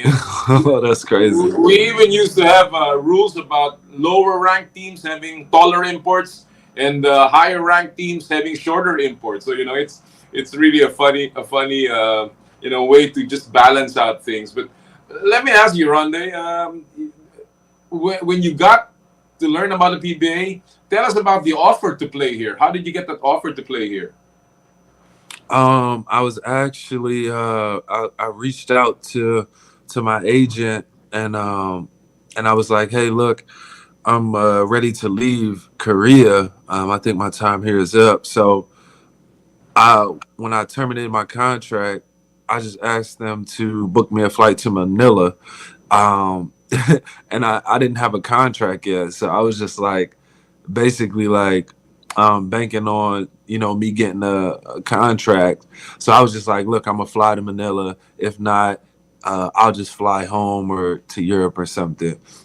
So when I'm about to get on a plane, like minutes before I'm about to get on a plane, my agent texts me. It's like, yo, they didn't know you were coming. Like we told them next week or something like that. And then they were like, all right, look, just stay in this hotel when you get here. Right. Yeah, because it was just out of the blue. So it was really in other words, there was no certainty when you came over. No. There was nothing. My goodness, that's a leap of faith right there. Not only for you, but also for Talk and Text for TNT. Yeah. Because, both of you didn't really know what they were getting. But obviously you're an NBA vet. You are a legit NBA star, and we all know that. How does the PBA compare for you? I would say it's more when you talk about just the type of basketball you play in Europe or in Korea. The PBA is pretty much closer to back home. And I think it's credit to you guys watching so much basketball. Like you can go into the middle of nowhere and kids are playing basketball. They know, NBA players, they know PBA players. And a lot of that kind of shapes the game when you have someone to idolize or someone to look up to.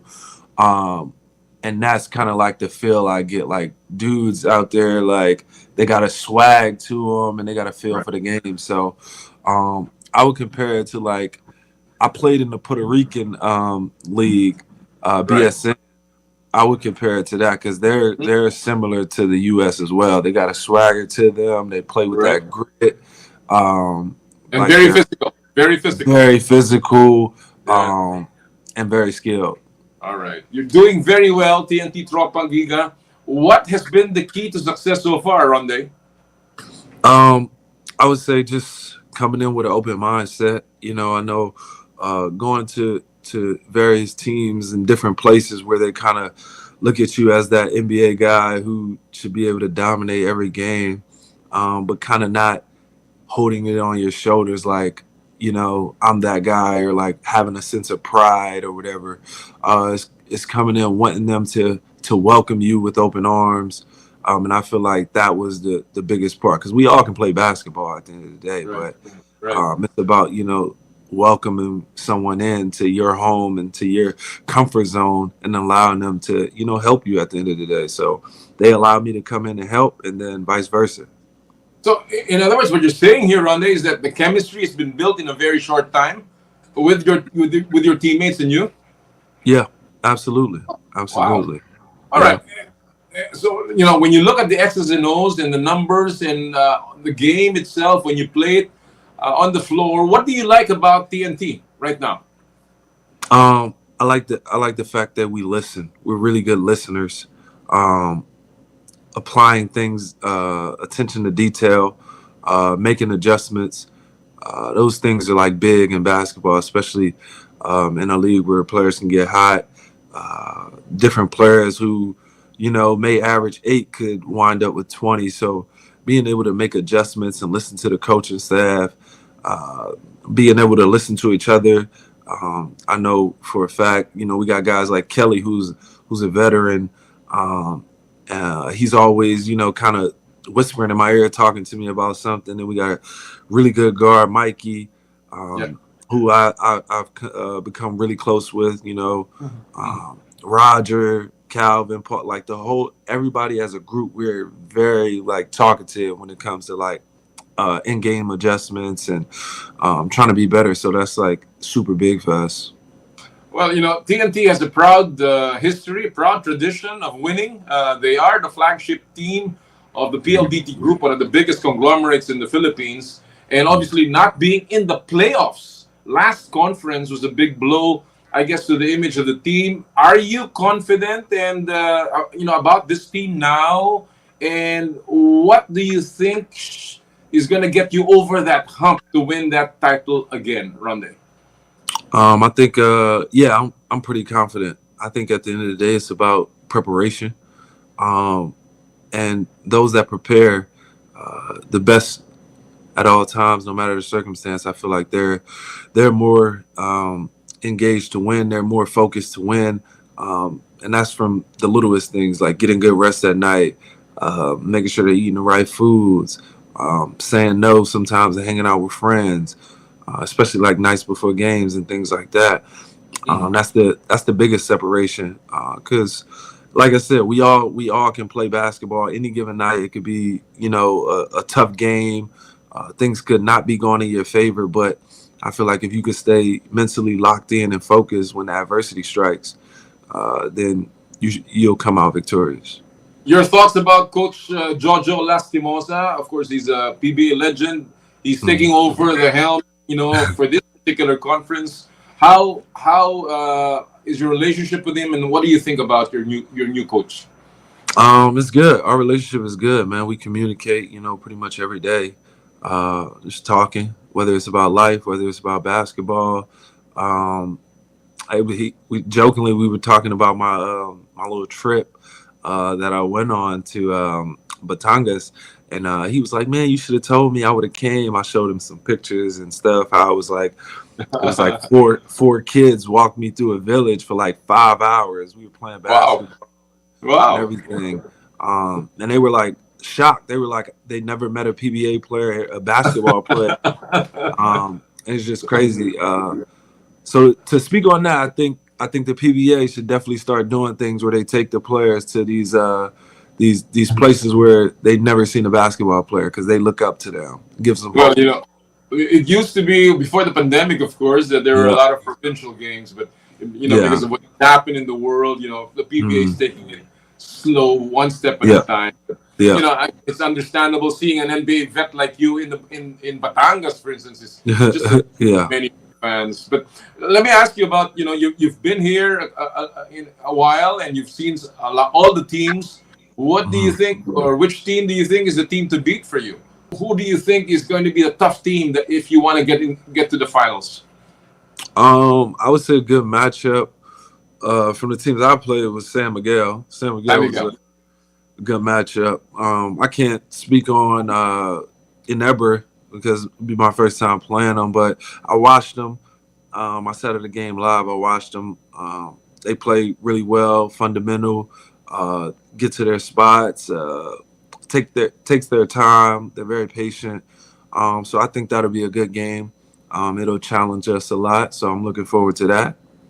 It should be a good game. Ginebra is the most popular team here, and it should be a battle royale, especially at the top going into the playoffs or the quarterfinals. Let me just divert a little bit, Rondae. You are an NBA veteran, drafted in 2015, and of course you played with so many teams and so many great players. When I look at the list in your original team of the Brooklyn Nets in 2015, you played with guys like Brook Lopez and Bojan Bogdanovic and Wayne Ellington, Thad Young, Jarrett Jack, Andre Bargnani. Who was the most influential person or player for you in your rookie year, Rondae? I would say it was a mix. It was a mix between Brook Lopez. Brook Lopez became like my best friend, and Wayne Ellington, I've known since I was about 14, 15.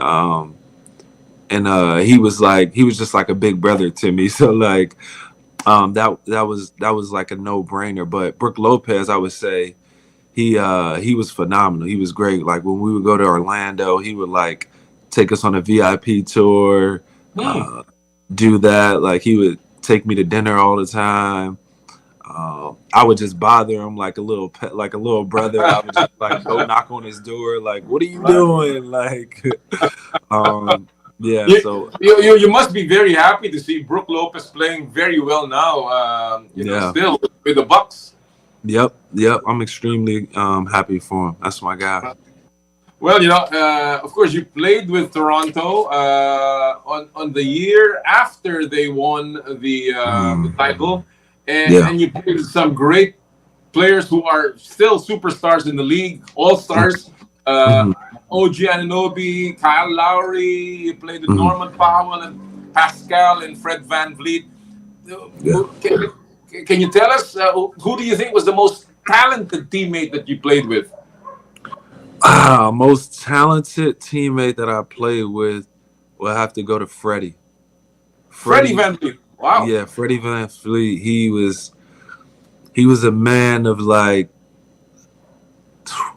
skill. He was a man of skill. He had a lot of trickery in his arsenal. Like when you thought he was done, he still had more. Like, wow. Yeah, I loved his game. When you look at your NBA career, Rondae, what were the most important lessons that you picked up that you still take with you now that you are a journeyman playing overseas? I would say the biggest thing that I would take away from that whole journey would be to be more eager to learn, be more eager to listen, be more eager to be a sponge. That would be the biggest takeaway for me. Or if I had to give anyone some advice, whatever situation they're in, is to be eager and be open. And that'll take you a long way. It's kind of like when I went to the league, I had a lot of pride and ego that kind of held me from, absorbing the knowledge, absorbing a different understanding of what it is to be a pro. And, I feel like I missed out on that. So yeah, I would definitely say be eager and be open. You are still young, and your whole career is still in front of you, Rondae. You're doing a little bit of a left turn or a right turn to the Philippines, but which we love, obviously. But if you had a chance to redo your career in the NBA, is there something that you would change? Yeah, for sure. I would definitely change my attitude. I would definitely.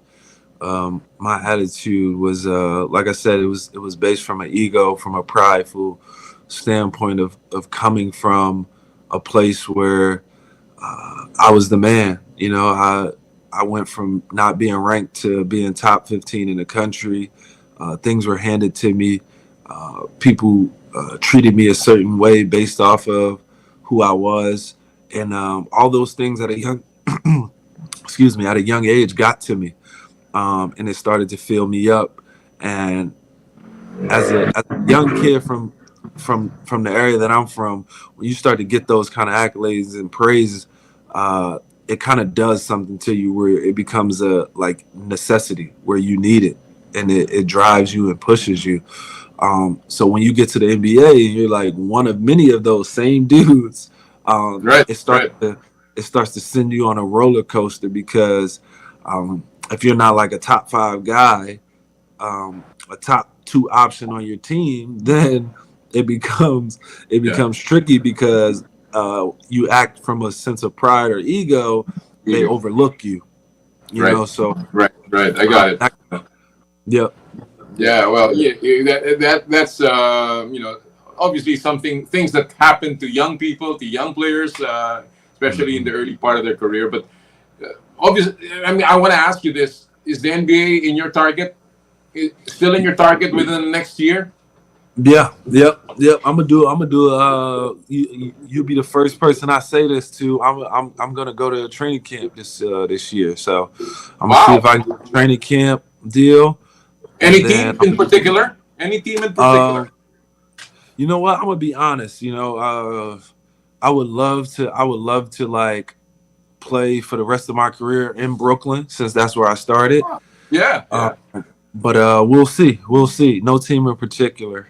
But we look forward to that. You know, we look forward to that. Of course, Nets are rebuilding after they traded Kevin and Kyrie. So obviously there will be a lot of room there. NBA prediction, Rondae. You know, it's very tight right now in the West as well as, you know, at the top in the East. Who do you like in the East and who do you like in the West?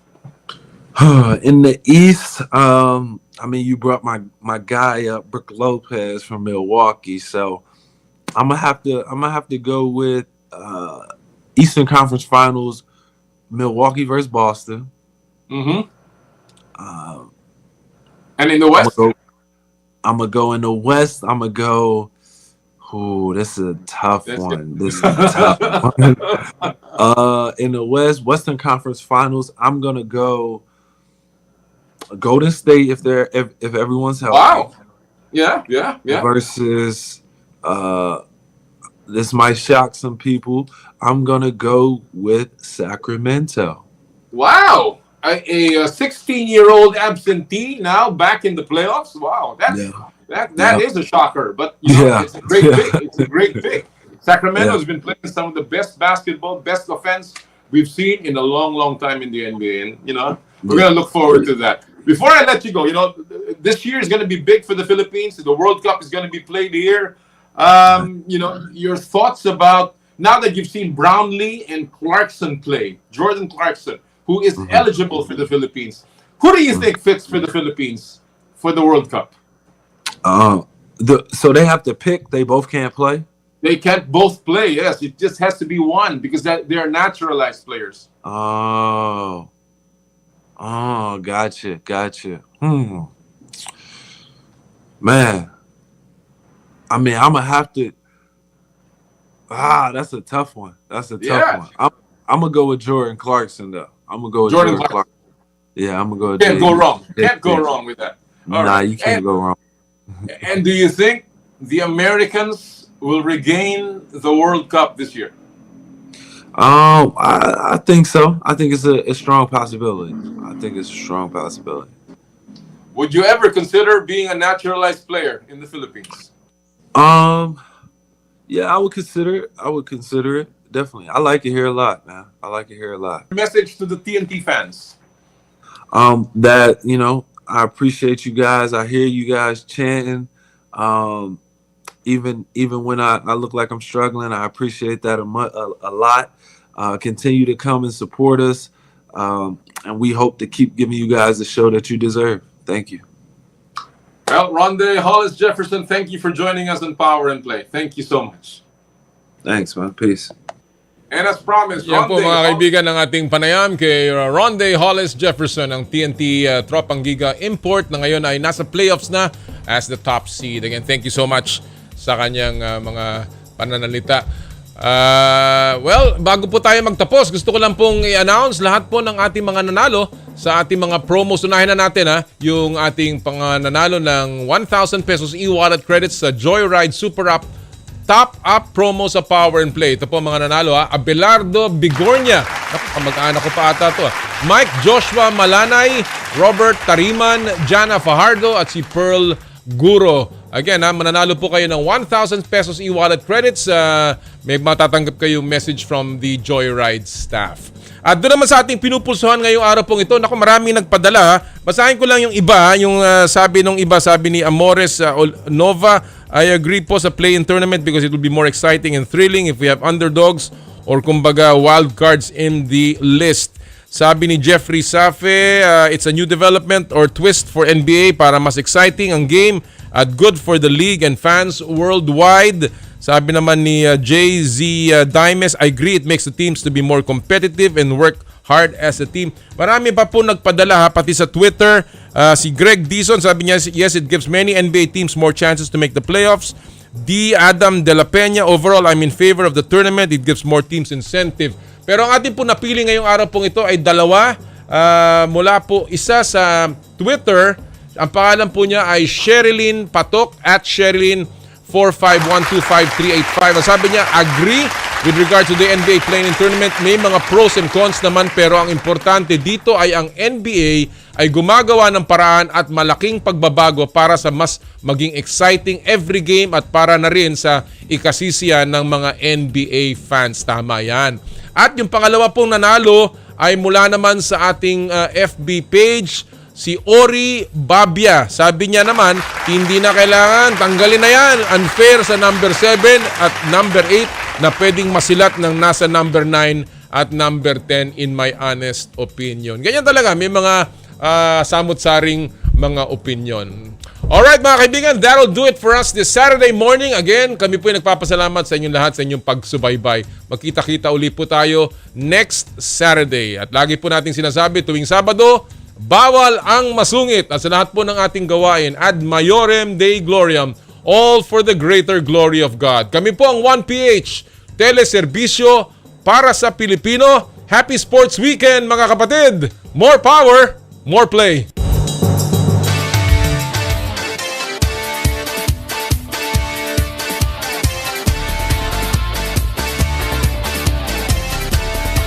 Sa kapwa ko Pilipino, ipagmalaki ang galing na meron tayo.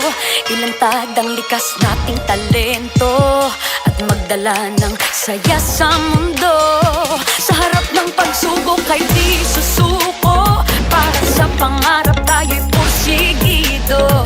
Magpakitang gilas na at huwag magpatalo, ipagdiwang natin ang Pilipino. Yan ang Pinoy. Mula noon at hanggang ngayon, talento natin ang bida. Mula sa simpleng bakuran hanggang entablado natin ipakita. May pagsubok man ng Pinoy, pinalalakas ng saya. San man tayo sa pulot, Sumbe, Sibay, Lakay, Aniga. Sama